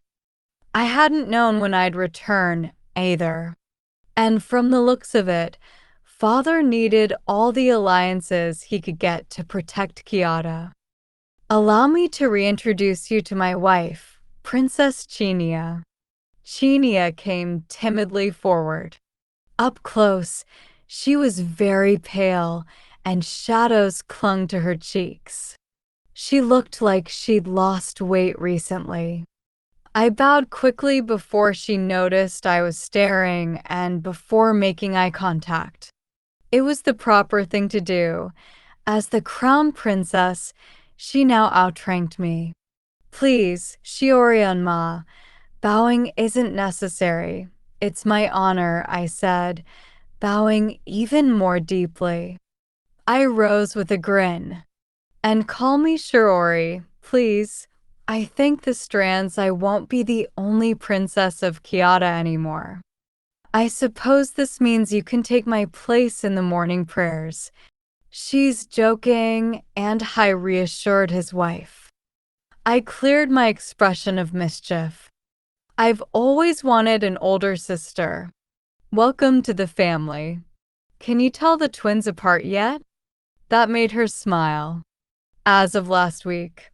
Jotun has a mole on his chin, and unlike Wande, he's constantly smiling. Wande also tends to squint when he's looking in the distance, added Reiji, finally joining us. He spent too much time reading by candlelight when he was young. I hugged Reiji. When I let him go, I dusted off the sand I'd gotten on his ceremonial robes. Where's your bride? I asked. Still in Alandi. It's a marriage by proxy. You mean she isn't coming? Eyeing the Alandans remaining in the temple, Reiji explained in a hushed tone, I'm to go to Japur and marry the Kaghan's daughter so we can establish peace. You'll be a hostage there. I want to go, said Reiji. Andhai and Benkai have always upheld their duties. It's time I did something useful too. There was no bitterness in my brother's voice. Reiji's tone was light, and I could tell he was being sincere. So why did his words make my heart feel heavy? When do you leave? I asked. Reiji didn't get a chance to reply. All 6 princes immediately stepped back into a line, bowing. Father was right behind me. It took all my restraint to bow too and not look up. I hadn't seen him since my brothers, and I had been cursed. More than anything, I wanted to embrace him as I had my brothers and answer the hundreds of questions he must have. But it was a good thing I held back. Months away without any word, the emperor approved. Then upon your return, you insolently disrupt a sacred ceremony, shaming Kiata before Alandi's envoys. My spirits deflated. Father, you will return to your chambers at once, he said, turning for the shrine exit. Attire yourself in something befitting an imperial princess and await my visit. You have much to answer for, daughter. Chapter 17. The sting of father's rebuke followed me all the way to my room, and I was quiet in Kenya's company. My new sister-in-law had insisted on walking with me, and she graciously filled the silence with anecdotes about what Andhai and my brothers had been up to while I was away. It was a kind gesture, and I warmed to her for it. You should make friends with her, urged Kiki from inside my sleeve. She seems nice. Not today. I wasn't in the mood. Here we are, Chinya announced, sliding my doors open. I stepped inside. In my memory, I'd only been away a week. I remembered precisely how I'd left my room. A mess, with towers of silk pillows beside my bed and clothes and half-empty plates strewn across the floor. But everything had been tidied up and put away, even the tiny nook of cushions I'd made for Kiki. Ivory mourning sheets hung over my windows, and scrolls and prayer plaques hemmed my bed, wishing me safe passage to the afterlife. I'll send for someone to take all this away, Chinya said, looking more stricken than I was by all the mourning arrangements. The emperor had them put up again when you left. It's all right, I said. It doesn't bother me. I headed straight for the washing chamber. I could feel the brine between my toes and the weight of the sand still in my hair. It'd be good to bathe. I bet I smelled horrible. Chinya followed. You'll need help with that. She was gesturing at the hundreds of buttons on the pink dress gifted me by the dragons. They'd be impossible for me to undo on my own. Oh, I said sheepishly. Thank you. Carefully, she undid the button loops. This material is exquisite, she murmured. The stitching is finer than anything I've ever seen. Aside from a few tactful remarks, Chinya asked no questions of where I'd been, of the scars on my fingers, or the white streak in my hair. I wondered if she'd hound Andhai for answers later. Or maybe she already knew. There, she said when the last button was undone. Would you like me to send my maids over to have it cleaned and mended? There's no need. I took one last glance at the dress, and the memory of Saria's farewell brought a twinge to my heart.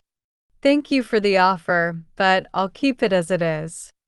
I disappeared into the bath alone. When I emerged, dressed in a simple purple robe with embroidered butterflies, the summer sun was flooding my rooms. Chinya was taking down the morning sheets one by one. She was breathing hard. Let me help, I offered, but she was already on the last sheet. You're the crown princess, you shouldn't be. No task is beneath a princess, she said with a smile. My mother taught me that. It makes you stronger. I gave a small smile in return. That was something Raikama would have said. Chinya was looking tired, and I offered her a seat, but she shook her head. I should take my leave. Your father will be here soon. She touched my arm, preempting any response. And I wouldn't want me to tell you this, but you should know, when His Majesty woke from the winter slumber, the first person he asked for was you, Shirori. I lifted my head. Me? The Emperor grieved for you all the months that you were away.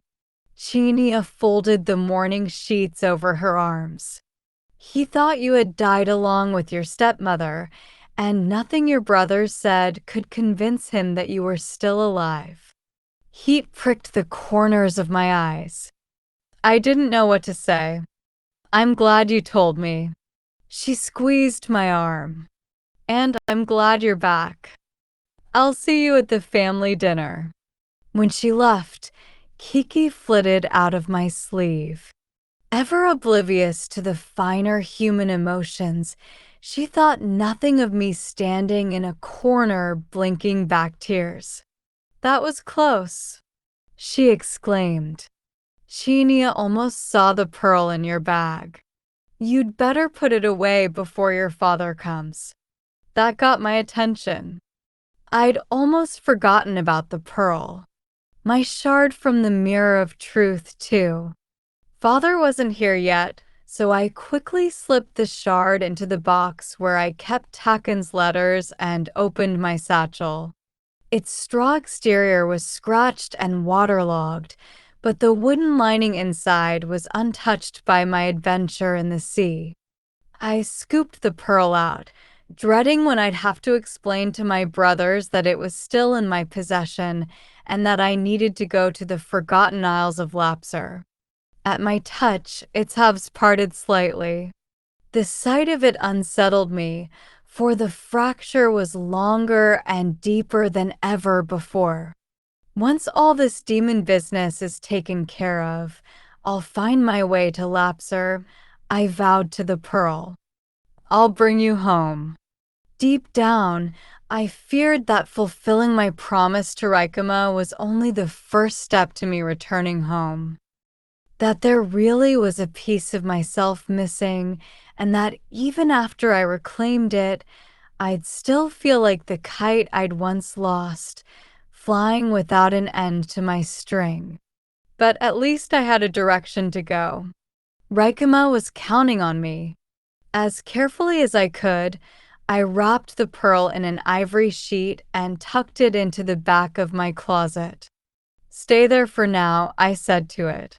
It won't do you any good to follow me around in the palace. People will ask questions.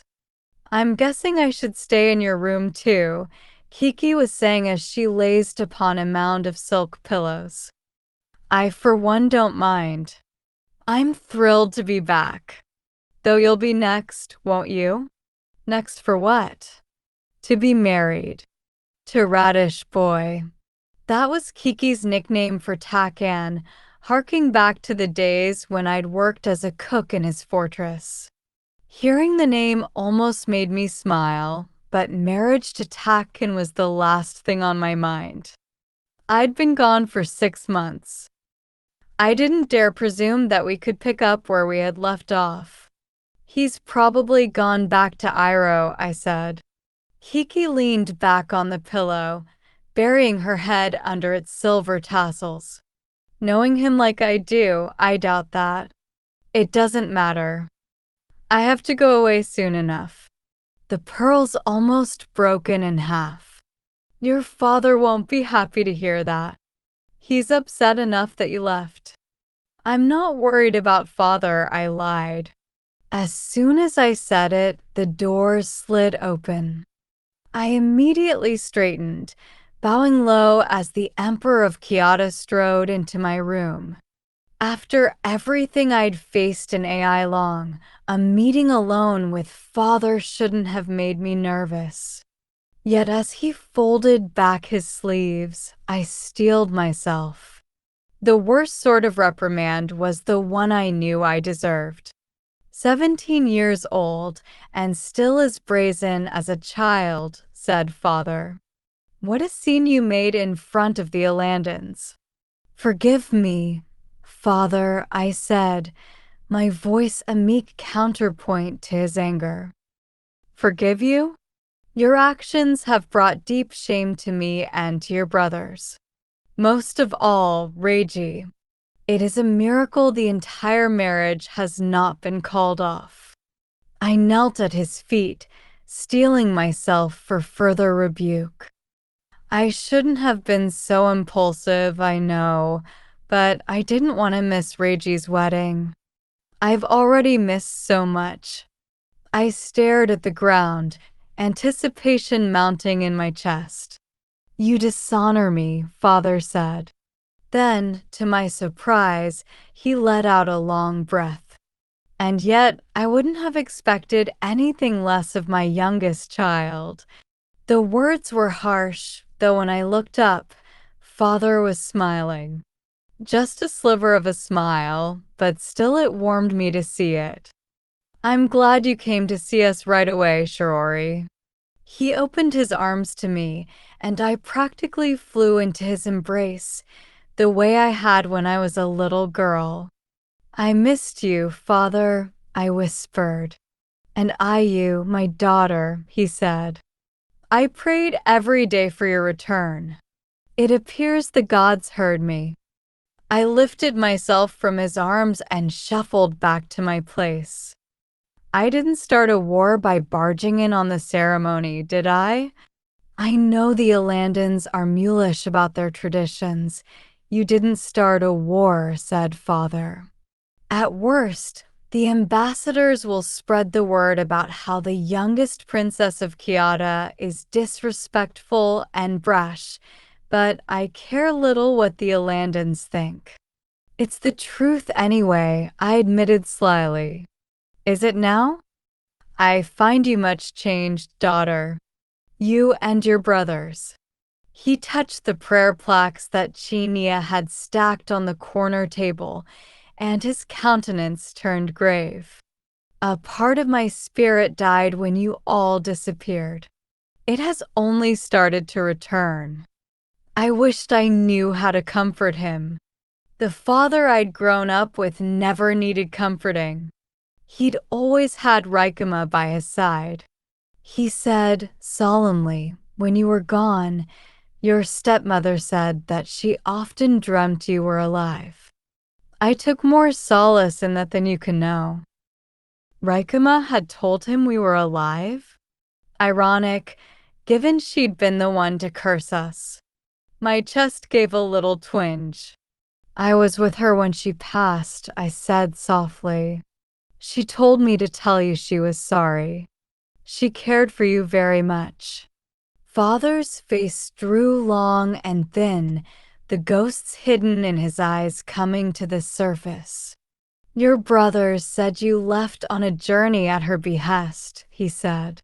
One that took you far beyond our realm. To Ai Long, I confirmed. The Dragon Kingdom, he murmured. I didn't believe them, but you did look as if you'd stepped out of the sea when you arrived. No one would tell me why you had gone, or why her last wishes would send you to such a place. They didn't know. Father gave a slow nod, understanding. Your stepmother was good at keeping secrets. I swore to never ask hers, even if at times it was difficult. A promise kept is worth 1,000 secrets, I said, reciting the proverb he used to tell my brothers and me. An easy lesson to teach my children. Not so easy to teach myself. He sighed. I suppose more of your curiosity comes from me than I'd like to admit. I offered him a wan smile. My brothers and I had sworn never to tell Father about the curse Raikama had cast over us, nor that he had married a sorceress. What he believed was that Lord Yuji had ordered his sons turned into cranes and his daughter cast away, and that Raikama had been killed by demons. I yearned to tell him the truth, but the truth would only bring pain. One secret burdened her more than any other, Father went on.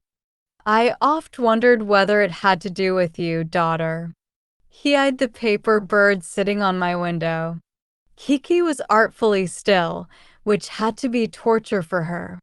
If father remembered what she truly was, he didn't mention it.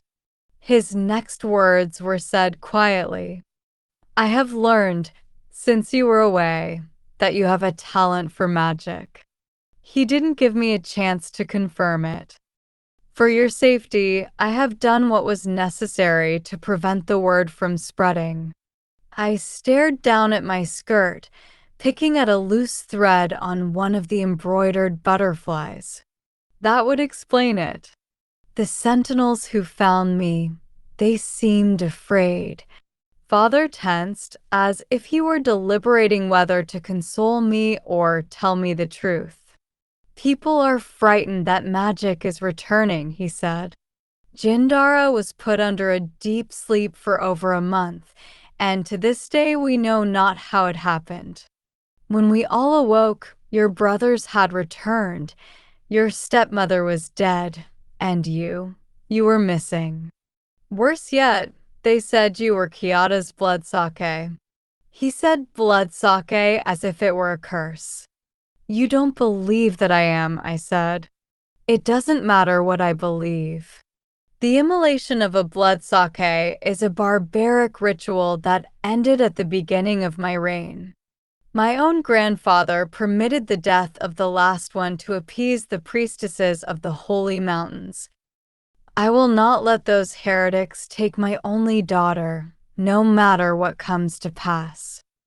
I fell silent, remembering what I had seen in the mirror of truth. What about the demon Bander?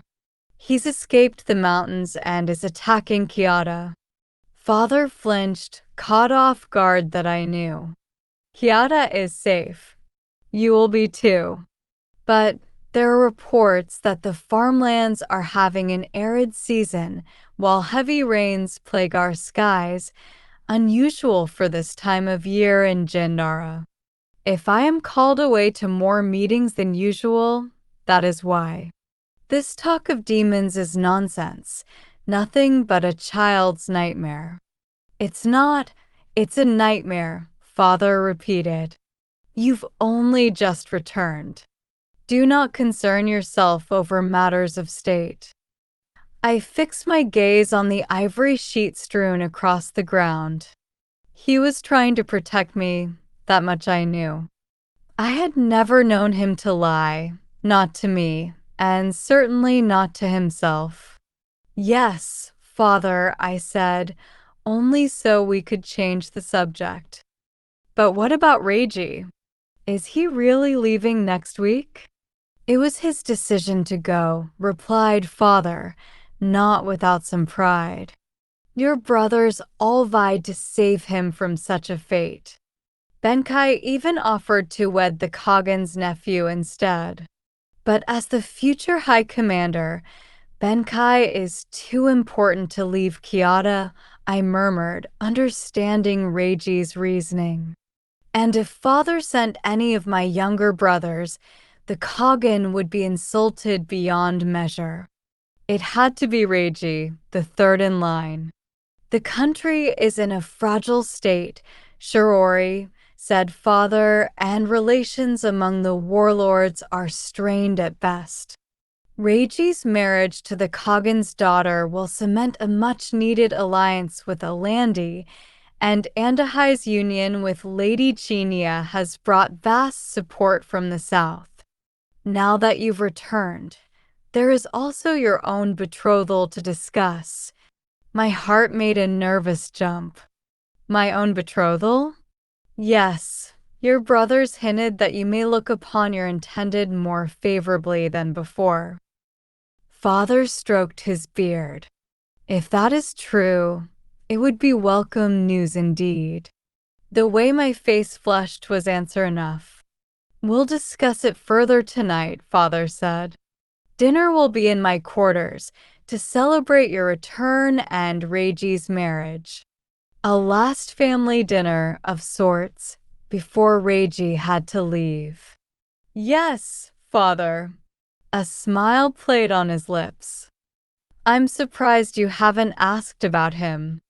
He's been waiting to see you, perhaps even more keenly than I. Takan? I held my breath.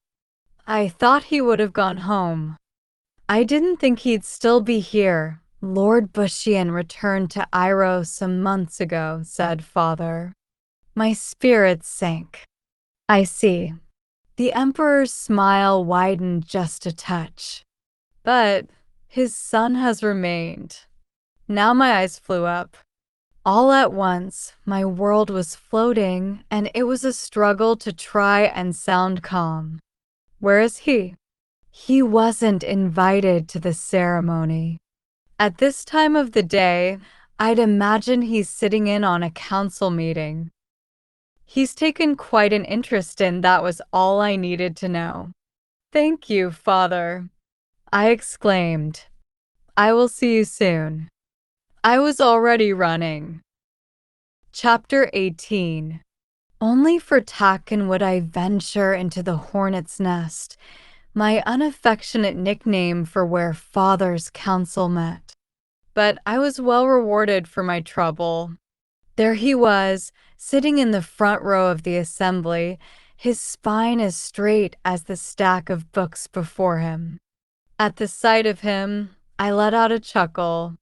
Of all the places to go on this glorious summer afternoon, Takken would be inside, listening in on a tedious council meeting.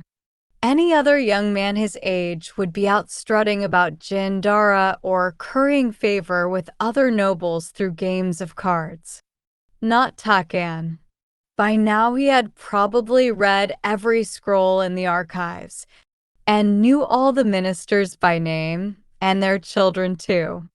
Chief Minister Hawar was droning on, and Takken was actually paying attention. He didn't see Kiki and me peeking at him through the latticed window. My heart gave a nervous flutter. Looks like he hasn't heard I'm back. What? Said Kiki. Are you worried he's forgotten you? If she could have rolled her inky eyes, she would have. It's been 6 months, not 6 decades. Hurry up and go in before you ruin the surprise. I want Radish Boy to fall off his chair when he sees you. That made me grin. Before I lost my nerve, I barged past the guards and into the hornet's nest. It ought to have impressed me how spryly the old ministers sprang to their feet, but I couldn't have cared less. I barely heard their cries of Shiorian-ma, you've returned, and Shiorian-ma, what is the meaning of this intrusion? I had eyes only for Takan. Kiki was right. At the sight of me, he nearly toppled off his rosewood stool. He rushed to stand and join the ministers in a uniform bow. Not you, I said, pulling him up by the arm. I regarded my father's officials, overlooking their furrowed brows and fallen jaws. I'm borrowing Bushian Takan for the rest of the afternoon, I declared. Carry on without him. Only the chief minister dared to show his disapproval. I felt a stab of annoyance as he turned up his mushroom nose and clucked at me. I grabbed Takan by the hand, towing him out of the chamber. Run, I whispered once we were out the door. We sprinted through the imperial gardens. Dragonflies buzzed, kitebirds sang, and the overpowering perfume of lilies and chrysanthemums flooded my nostrils. But I didn't slow until we were far from prying eyes.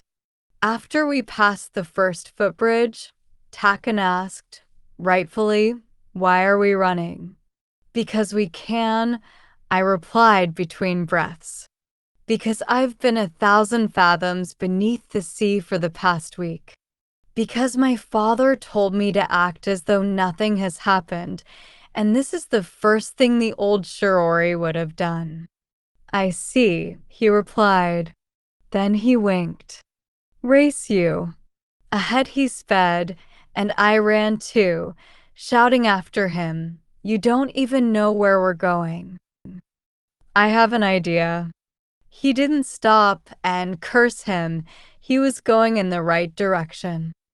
Fast as he was, he'd had only 6 months to explore the palace's vast gardens.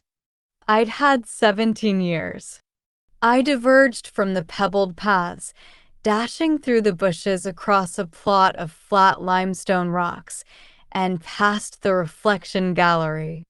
Thanks to my shortcut, I arrived at the Cloud Pavilion, a hidden retreat nestled between two begonia trees, seconds before Takan.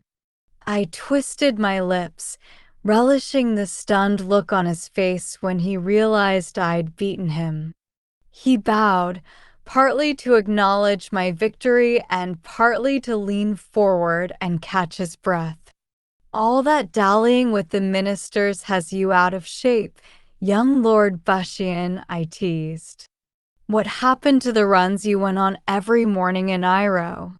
A smile spread across Takan's face, and I knew I wasn't imagining the mist that suddenly touched his eyes. "I'm only out of breath from seeing you again, Shirori." Shirori. The way he said my name hadn't changed, like the first notes to a song he loved to sing. Suddenly, I was glad I'd bathed and changed. A blush crept up my cheeks. "The ministers surely didn't teach you to talk like that," I said hastily. "You sound like you're quoting one of those silly love poems my tutors used to make me read. You should know they always made me laugh." "No one's that romantic."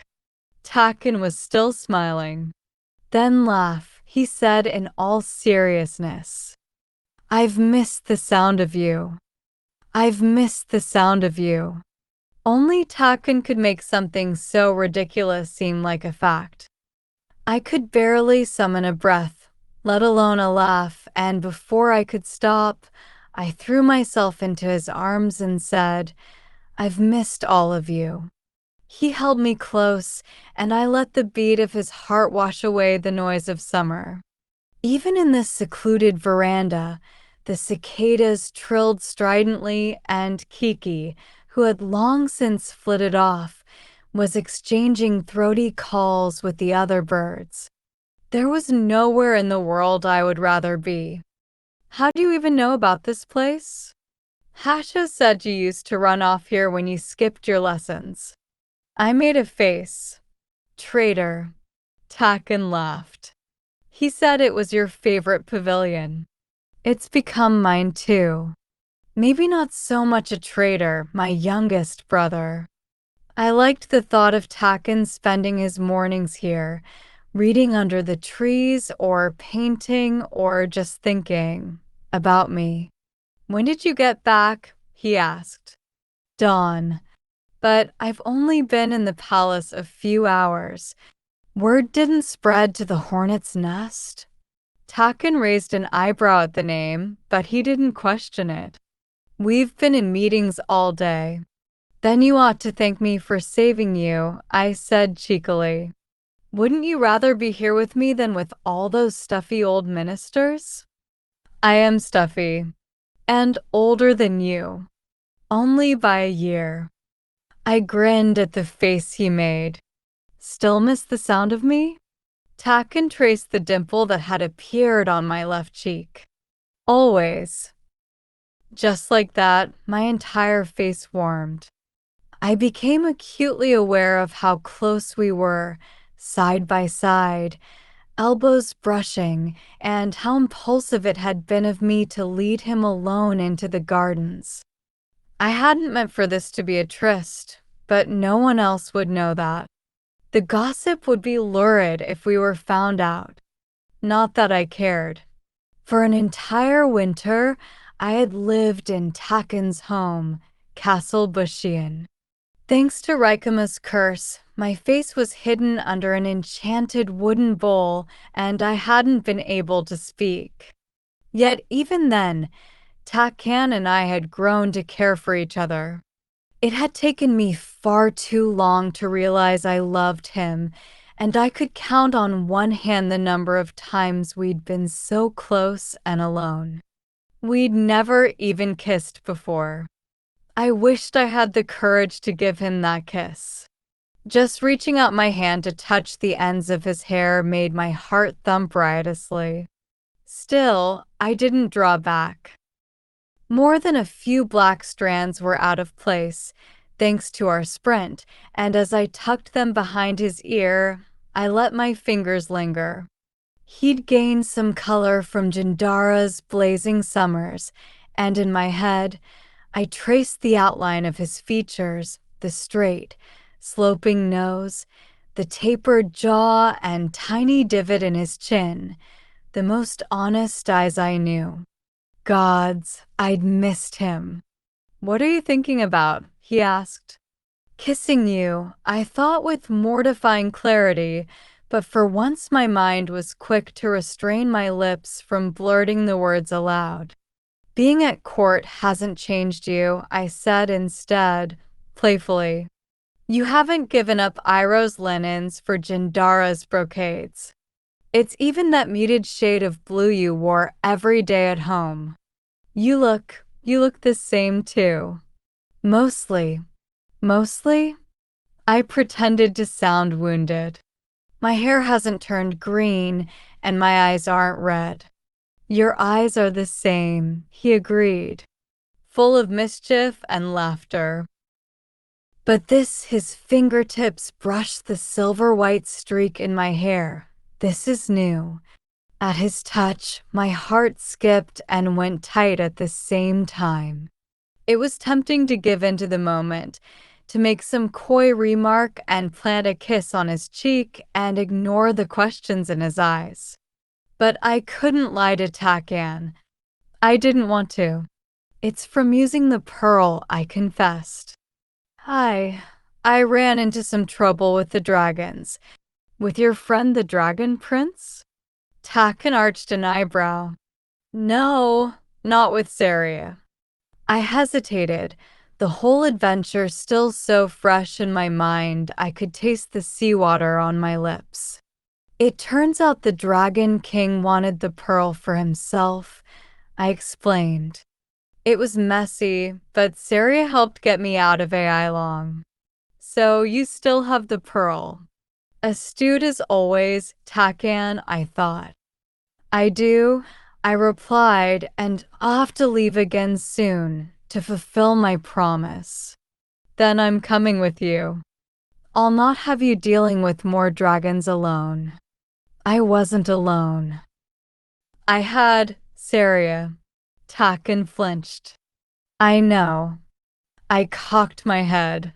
That wasn't a reaction I'd seen from Takan before. "I had Kiki too." I poked. "Don't tell me you were jealous of Saria." Takan shifted uneasily, and I couldn't help it. The imp in me enjoyed seeing how uncomfortable he looked. "You were jealous." "He's a dragon prince," admitted Takan with an exhale. "A dragon prince who whisked you away to his underwater kingdom. And he was clearly attached to you." "Attached?" I echoed. "How would you know? You didn't even speak to him." "I would have, had I the chance." Takan's tone was steely, which made me hide a smile. "Anyone could see he cared for you." "Your brothers certainly did." "Oh, I could just envision it." Reiji and Jotun preying on poor Takan, giving him ideas that I would stay in AI Long forever and become a dragon princess. My brothers could be fiends in that sense, like me. It was a struggle smothering my smile as Takan went on. In a way it comforted me, knowing he'd be with you when I couldn't. But the thought that you might stay in AI Long kept me up more nights than I'd like to admit, Takan replied. "They say the waters of AI Long have a way of muddying the mind, even erasing the past. I worried you might forget me." I thought of the elixir I had almost drunk. "All legends have a spark of truth," It turns out, I said softly. But I'm back now, and I didn't forget you. I touched my nose to his and winked. Though it's mostly because I adore your sister so much. The tension in Taken's shoulders fell away, and he chuckled. I'll have to write Megari that you're back. She keeps hounding me about you in her letters. I hope she isn't upset that you're still here. I thought you would have gone home to Iroh with your father. I wanted to be here when you returned, said Takan. I waited on the beach every morning, but today of all days the council wanted to meet to discuss. He stopped. To discuss what? The brightness in his face clouded over, and I suspected I knew the answer. Demons. Magic. Me. I should return, he said. The hornet's nest will be buzzing, and I don't want to miss anything important. What are they saying about me? I asked. My father had tried to protect me, but I trusted Takan to share the truth. He hesitated. The ministers have been wary since you disappeared for AI long. Your brothers and I tried to make excuses, but when rumors spread that you were a sorceress and the blood sake, there was little we could do. I leaned against the veranda, my face half in the shade and half in the sun. They hate me. They just won't show it to my face because of father. Shirori. I didn't give Takan a chance. When I was in AI long, I was granted a glimpse of home. My throat closed up. I saw the forests burning. I saw Bander come out of the mountains. When I said the demon's name, a cold tendril snaked over my heart. He was free. So you know. Your father didn't want you to. Tell me everything. Takan inhaled. Jindara slept for weeks even after you were gone, he said at length. But when spring arrived and everyone woke, it was clear that magic had returned to Kyoto. People panicked, and some of the villagers started reporting that the trees in the forest were dying. They heard wailing and laughter deep in the night from within. Your brothers and I went to investigate, and we found a tear along the face of the central peak. The same tear Rikama had cleaved to free me from Bander's clutches. I wouldn't have escaped the mountains without her. We call it the breach, said Takan. All day and night it glows. But so far as we know, only Bander has the ability to pass through. The other demons remain within. The magic I worked upon the mountains will not hold forever, Rikama had warned me. If only I'd listened. Using the pearl had cost her her life, and for what? Half a year later, Bander had already found a way out. I wished she were here. She would have known what to do. He's been seen prowling the villages that border the holy mountains, said Takan. There have been reports of attacks on the townspeople, but he seems weakened and cannot stay out of the mountains for long. So far there's been no sign of him in Jindara. That'll change now that I'm back, I said through clenched teeth. He's been waiting for me. I said nothing more, but Takan could read the warring emotions on my face. I shouldn't have come back. I should have stayed in AI long. Whatever you're thinking, don't, he said quietly. This is home. This is where you belong. These were words I'd clung to during the long months I'd been under Rikama's curse, alone without a voice and without a home, and while I'd been in AI long, yearning to see my family again. I desperately wanted to believe him, but deep down I knew, until magic had a place in Kyoto, I never would. There was no use moping. What was done was done. I'd come back and I needed to face the consequences. First things first, we'll have to send Bander back into the mountains, I thought. The sooner the better. Will you take me there? I asked Takan. I want to see the breach for myself. When? Not today, I said, considering. It'll be dark soon, and I'm expected at dinner with my father. I'll go tomorrow. I hesitated. You'll be joining us, won't you? At dinner, I mean. Takan blinked. I've never been invited. Of course he hadn't.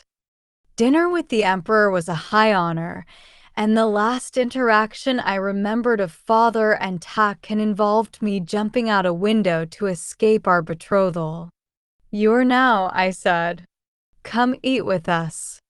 Reiji leaves for Alandi at the end of the week, so we'll have little time for family meals. I blushed, realizing I had inadvertently called him family. Even if I hadn't, it was an invitation laden with meaning. Everyone would assume that we were resuming our betrothal. Takan must have sensed my realization. He started to speak, uttering a jumble of polite nonsense about how I didn't need to invite him, but I cut him off with a gesture. I spoke over him firmly. I'll see you at dinner. Chapter 19. I had underestimated just how pleased my family would be to see Takan at dinner. From the moment he was announced at the Emperor's door, my brothers started grinning from ear to ear. It was clear Takan had gotten to know my family while I'd been in AI Long. When father wasn't looking, Reiji welcomed him with a slap on the back, and Jotun set a wooden cup brimming with rice wine in his palm. Drink up, said Jotun, though not too fast. We wouldn't want you tottering about drunk at your first family dinner, would we?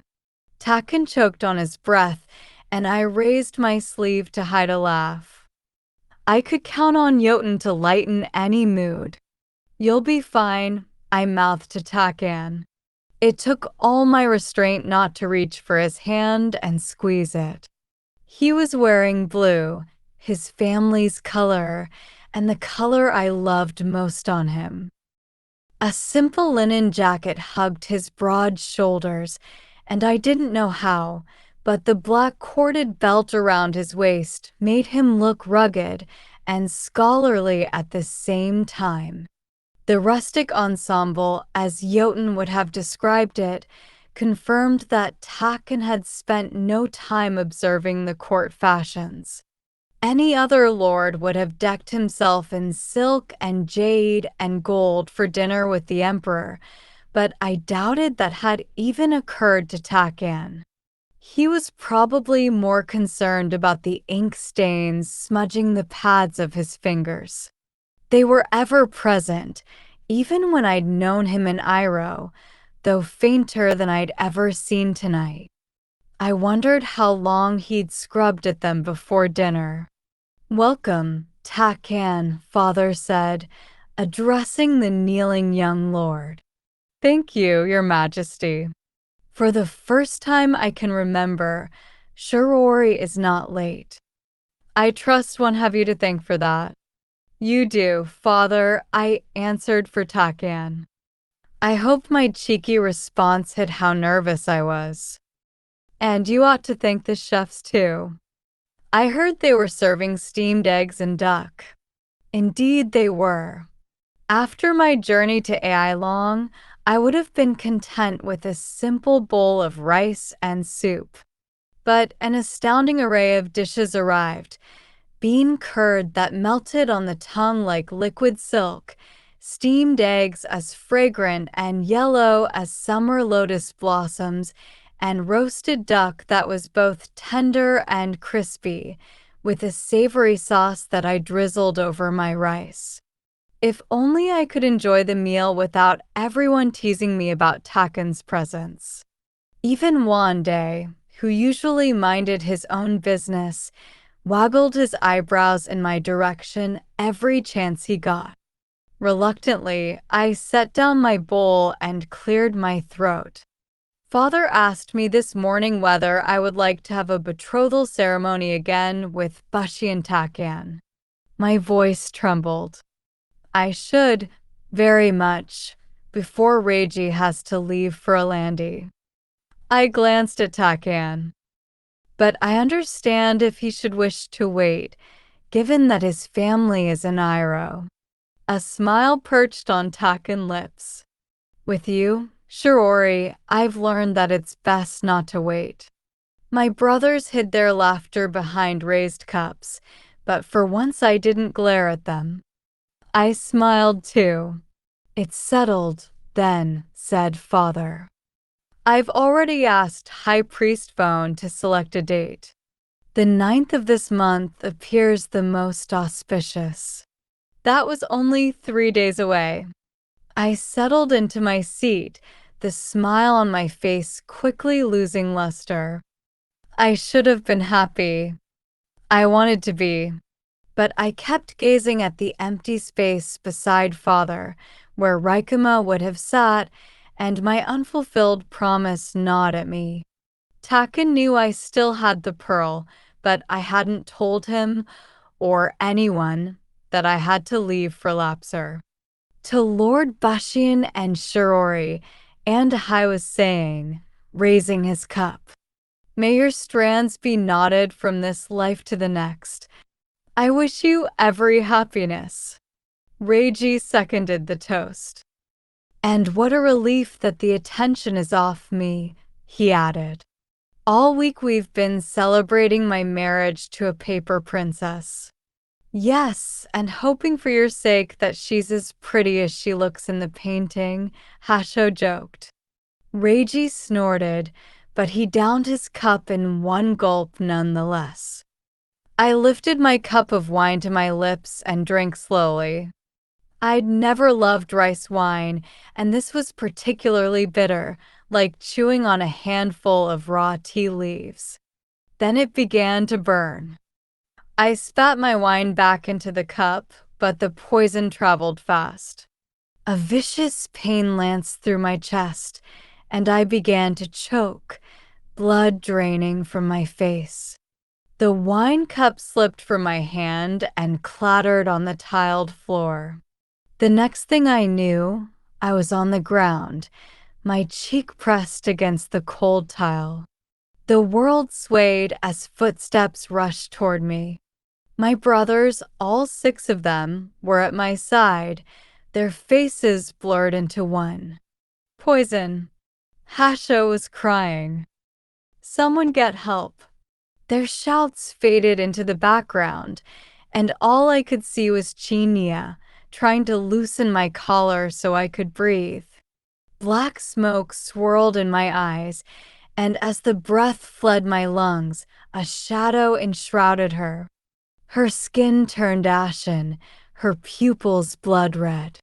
Welcome back, Shirori, Bander spoke through Kinya's rose-painted lips. You haven't forgotten me, have you? How are you here? I choked. In Chinya? You don't remember? Chinya picked up a handful of red dates. The movement was languid, and my heart gave a lurch when she crushed them in her fist. Juice ran through her fingers like blood, in thin meandering streams. Your blood freed me. I am not chained to the mountains as the others are. I've been here, watching you. My eyes rounded in horror. Kinya's face warped into a horrible mockery of a smile. Why so upset? You ought to thank me for my help while you were away. 9 priestesses of the holy mountains committed themselves to Lord Shuriman, thanks to me. 3 walked into fire, 2 into the sea, and the other 4, well, they felt an urge to taste the end of a dagger. He licked his lips. Couldn't have them burning you to ashes. Your blood is too precious for that. Get out of Chinya, I whispered. Leave her alone. Her face bothers you? Vander pretended to pout. Who would you prefer I inhabit? I could be anyone you know. One of your servants, your father, even your beloved Takan. Enough was enough. I launched myself at Chinia, aiming for her eyes. Thank the great gods, she screamed. Andhai shoved her away from me an instant before I would have stabbed her. Shadows snuffed the lantern lights, and Vander's laugh ricocheted off the walls. Save your energy, Shirori. Do you mean to kill the crown prince's wife? It is she who would die, not me. In horror, I staggered back, and my world tilted. I was on the ground. Hasha was trying to force something through my mouth. I bit down on my lip, refusing to drink. I didn't trust anyone anymore, not even him. Stop fighting, said Vander. Your brother is trying to save you. His advice only made me bite down harder. You think I poisoned you? He laughed. Only an imbecile would kill you while you are bonded to the Wraith's Pearl. Though I must tell you, I'm relieved that you kept it from the Dragon King. Vander's shadow swept over me, flickering across the streak of white in my hair as he purred. I was worried I wouldn't get my chance with it. Never, I seethed. Nizayan failed because he didn't provide you with the right enticements. Vander's voice found my ear. I will not make that error. Patience is a demon's virtue, not a dragon's. One of my brothers was pinching my nose, and as I struggled, warm liquid dribbled down my throat. Almost instantly, the bitterness in my mouth dissolved. Yes, that's it. Breathe. Vander inhaled, mocking my gasping breaths. There. The world began to clear, and my brothers and Takan hovered worriedly over me. Chinia had retreated to the far wall. Coils of smoke drifted out of her eyes, smoke, it seemed, that only I could see. As it evaporated into the distance, I could still hear Vander. Enjoy your time at home, Shirori. Don't let anyone kill you before I do.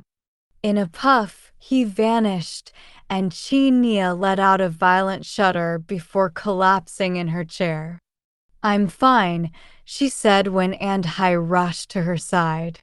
Her eyes were cloudy, and from the glazed way she smiled, I doubted she knew what had happened. I'm fine, she repeated. Help Shirori.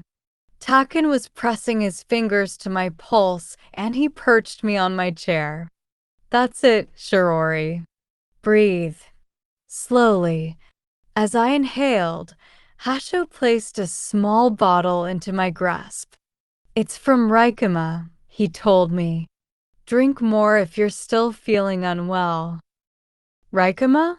She left it for us, my brother explained, seeing that it comforted me to hear of her. It's an antidote for most poisons. She must have expected that we'd need it. I finally stopped biting my lip. Even in death, my stepmother had saved me. Pulling myself up, I grabbed Hasho's sleeve. He was here, I whispered hoarsely. Vander. My brother and Takan exchanged looks. Are you certain? Asked Hasho. Without a doubt. He was in Chinia. I glanced at her. Is she well? The crown princess looked as confused as she was shaken. She dropped the dates from her hands, trembling visibly as she wiped the stains from her fingers on a cloth. She wouldn't look at me, which was understandable.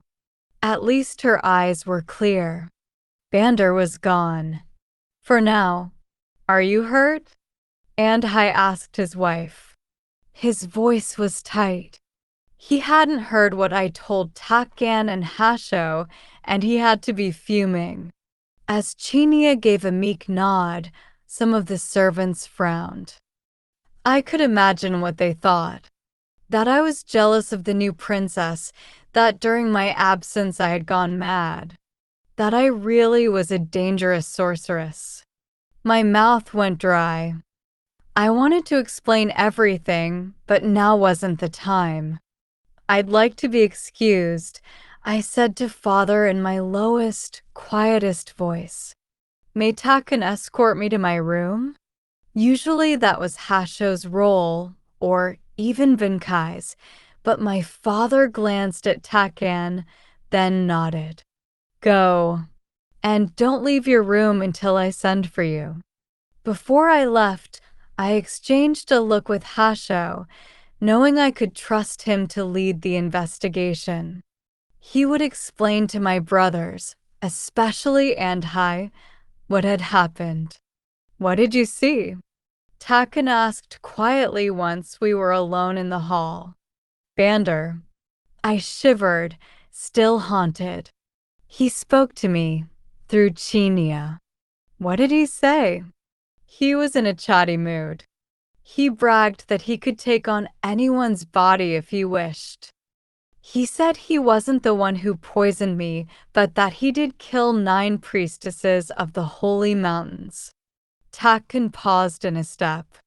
Perhaps we shouldn't go to the breach tomorrow. Shouldn't go, I exclaimed. Bander knows I'm back. There's no point hiding. Shirori, he tried to kill you. It wasn't him. How do you know? He told me so, I almost said before realizing how ridiculous that sounded. There has to be a ritual to sever my bond with the pearl. He wants you at the holy mountains. You'd only be playing into his hands. I need to see the breach, I insisted. I can find a way to seal him back inside. Takan didn't argue, though I could tell I hadn't convinced him. Let's discuss this tomorrow. You need rest. He took one step back. I'll keep watch outside. You're not my bodyguard. I'm not, he agreed. I'm your betrothed. Officially again, as of tonight, which means you can't dismiss me. He settled in a corner. Go to sleep. I was still standing in my doorway. You're impossible. Bashian Takan, I muttered, loud enough for him to hear. I liked you better when I had the bowl on my head and you had no idea who I was. It was a lie, and we both knew it. He bowed, completely unruffled. I'll see you tomorrow, Shirori. Somehow, in the midst of the danger awaiting us, those were the sweetest words I had heard in months. Chapter 20. It was barely past dawn, and Hasho was still snoring when I slipped into his room. My brothers and I had shared connecting chambers ever since I was born, and it wasn't the first time I was stealing their clothes to slip out of the palace unannounced. Hasho's clothes, usually, since his room was adjacent to mine. Lucky him. I'd already put on my plainest set of robes, but I needed a hat to hide my hair and face. Hasho had plenty, and I helped myself to a blue one that matched the striped cotton tunic I wore. As an afterthought, I lifted 2 daggers from his weapons rack and strapped them to my belt. Takan was already up and waiting for me. He really had spent the night outside my door. Where are the guards? I asked in lieu of a greeting. At least 2 were posted outside each of my siblings' chambers. Dismissed. Your maids, too. Your father isn't trusting anyone to attend you until the assassin is found. Takan paused, acknowledging my disguise with the slightest lift of an eyebrow. I take it you haven't changed your mind about the holy mountains. Do I look like I've changed my mind? I fidgeted with Hasho's hat, tucking in a flyaway strand of silvery hair. Then I patted my satchel. Inside were the pearl and the mirror of truth. Let's go. Takken stepped to the side, blocking my way. Your father has forbidden you from leaving your room. If he wanted me to listen to him, he shouldn't have lied to me about the demons. Your brothers asked me to ensure you stay as well. Then they should be the ones guarding my chamber, not you. I don't need their permission to leave, or yours. I strode past him, and Takken's jaw tightened, a clear sign he didn't approve of what I was doing. Kiki didn't, either, only she was far more vocal in her displeasure. Is your head still full of seawater, Shirori? Someone tried to kill you last night. You should be staying home where it's safe. Safe, I echoed. Bander was in the palace. He possessed Chinia. I balled my fists. I didn't come back from AI long just to do nothing. I'm going to find him. But whoever it is that tried to kill me is in the palace. They're not going to stop trying just because I'm stuck in my room. I'll be safer outside. My paper bird yanked at Takken's hair, a plea for his support. Before he could speak, I warned, "You're not going to change my mind. You can come too, or I can go by myself." He wouldn't budge. Emurian strands. I'd forgotten how pig-headed Takken could be. Shirori, please stay in your room. Move aside, I commanded haughtily. I raised my hand to his forehead. Saria taught me a sleeping spell, and I'm not afraid to use it on you. A muscle in Takken's jaw ticked, and he tried again, gently. Think of what happened last night. I am thinking of last night. There's a demon on the loose, and I'm the only one who can stop him. I flicked Kiki into my hat before she protested too. Now, you can either come with me as my bodyguard, or you can take a nap and greet me when I return. The gates will be closed. The gates were the least of my concerns. I know a shortcut. Though Takken didn't say a word, I could sense his confusion when, instead of heading for the main gates, I took him deeper into the palace. We avoided the most heavily trafficked corridors and paths, cutting through the citrus orchard and rock gardens to the place I had once loved and dreaded. The Moongate Apartments, I murmured, sliding open the wooden doors. Raikama's residence had always been quiet, yet it rattled me not seeing guards stationed at every corner or servants milling about the rooms. Inside, bouquets of chrysanthemums and stale incense flooded my nostrils, the smells of prayer and mourning. The doors to her audience chamber were wide open, something that never would have happened when Raikama was alive. She didn't accept many visitors. I took a tentative step inside. When I was little, we used to chase each other around this room, I said, gesturing at the gilded walls. After, when we were dizzy, we'd feast on cakes and peaches and pretend we lived on the moon. I missed that time so fiercely it hurt to breathe. One day, I sneaked into her garden and broke her trust. The last time I ever came here, I thought Father had summoned me to apologize to her, but instead it was to make an announcement of my betrothal to you. To his credit, Takken didn't flinch. Then again, he knew how much I hadn't wanted to marry him. I gather you didn't take it well, he said. I would have preferred a death sentence, I replied dryly. I cried so wretchedly that Father nearly annulled our engagement then, and there, but Rikema wouldn't have it. Even after all these years, the memory was sharp. I had thrown myself to the floor, practically kissing the wood as I bowed. I hoped the display would elicit Father's sympathy, but I was wrong. "Have you finished making a spectacle?" he asked. I was only 9 years old, but familiar enough with the Emperor's ire to know it was most serious when he didn't sound angry. His voice was even, just the slightest hint of displeasure coloring his words. Rikema's demeanor only added to my agitation. She hadn't moved at all, hadn't said anything at all. "Stepmother," I cried, throwing myself in her direction. "Please don't send me away because I have offended you." I pressed my forehead to the ground, all my pride dissolved. "I'll be good. I promise." Rikema raised her fan, embroidered with snakes and white orchids.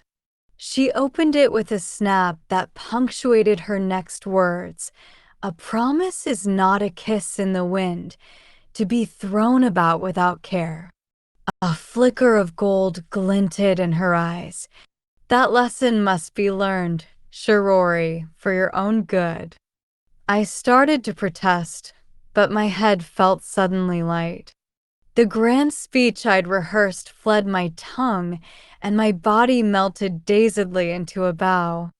I repeated, "Yes, stepmother. I will leave Kyoto if that is what you wish. You will not see me again." Rikema's fan fell limp, and when I glanced up, there was the slightest wetness in her eyes. For an instant, I dared hope she might give in, that she might sweep me into an embrace and declare her forgiveness. But her eyes went cold once more, and she snapped her fan shut so brutally I thought it would crack in two. Without another word, she stood and left the room. That was the day I learned to harden my heart. That was the day I lost a mother. Takken touched my shoulder. "Shirori, I had expected to confront demons today, not my own past." I swallowed the lump in my throat and continued down the hall. "She would have been in her embroidery room this time of day," I said, stitching a scene of moon orchids or lilies. "She was always sewing, though she had no great talent for it. 2 ladies would be at her side, but she hardly ever talked to them. They were probably bored out of their minds." Her embroidery frame was still in the room, but the threads and spindles had been stowed away, the windows shuttered, and the lanterns removed. I gestured at the corner of the room by the window. "That's where I sat," I told Takken, my voice soft. "Curled up in that corner, I worked on an apology tapestry for you and your family. It took nearly a month, and Rikema would come over every other hour to make sure my stitches weren't crooked." A wistful smile touched my lips. How I hated her then, and you, for making me waste my summer. Takken smiled back. "I'm relieved your feelings changed toward both of us." "I am too." I crouched beside her sewing chest, nervous to open it. Last night, I had searched my room for the ball of red thread Rikema had once kept. I could have sworn I'd left it in my closet for safekeeping, but it wasn't there. By the eternal courts, I prayed it had somehow found its way back here, among Rikema's belongings. With trembling fingers, I opened the chest and rummaged inside. Nestled underneath a trove of yarns and flosses was a clump of red threads so ordinary and plain that no one would ever think it anything special. I certainly hadn't. "What's that?" asked Takken as I lifted the red thread out of the chest, handling it with the care I would have given a crane's egg. I took his hand, tugging him toward the moon garden. You'll see. The pond still brimmed with carp, beds of lotus blossoms floating peacefully. The canopies of purple wisteria had grown long, draping over the tall trees that shaded the garden. But one thing was different. There were no snakes. This was Rikema's sanctuary, I said at last. She used to come here every day to sit by the water and talk to her snakes. She'd bring my brothers here, but never me. I never knew why, and it bothered me. We were close then, as close as a mother and daughter. I'd wanted to come for ages, so one day I sneaked inside on a dare. I was supposed to steal one of her snakes, but Rikema caught me. That was what broke her trust, Taken said, putting the pieces together. She was furious. We were never the same afterward. My voice turned thick. For years I assumed it was because of what I did, but that wasn't it. Snakes are sensitive to magic. They sensed mine and told Rikema. She did all she could to hide my powers and keep them from manifesting, even if that meant distancing herself from me. She knew what would happen if the wrong people discovered you were the blood, Sake said Takan. She was protecting you. She was. I sank into a bed of silvergrass, kneeling beside the weeping willow that had sheltered my stepmother in the final moments of her life. She was always protecting me. Pots of moon orchids had been placed about the garden on flat rocks to honor the imperial consort, but some of the flowers had begun to dry in the summer heat. I touched their fallen petals, releasing the tiniest strand of magic to carry them off into the brightening sky. For a moment, I could see her in the clouds, her opalescent eyes, the long sable hair that gleamed even in the dark, the mysterious scar across her cheek. Too soon she faded, alive only in my memory. I swallowed, slowly finding my voice again. She wasn't perfect. She made mistakes, selfish mistakes. But she cared for me more than I ever knew. I held out the red thread. Before she died, she used this thread to help me escape the holy mountains. Taken touched the loose end of the thread, tucking it back inside the ball. It's enchanted. With Emurian's magic, I confirmed.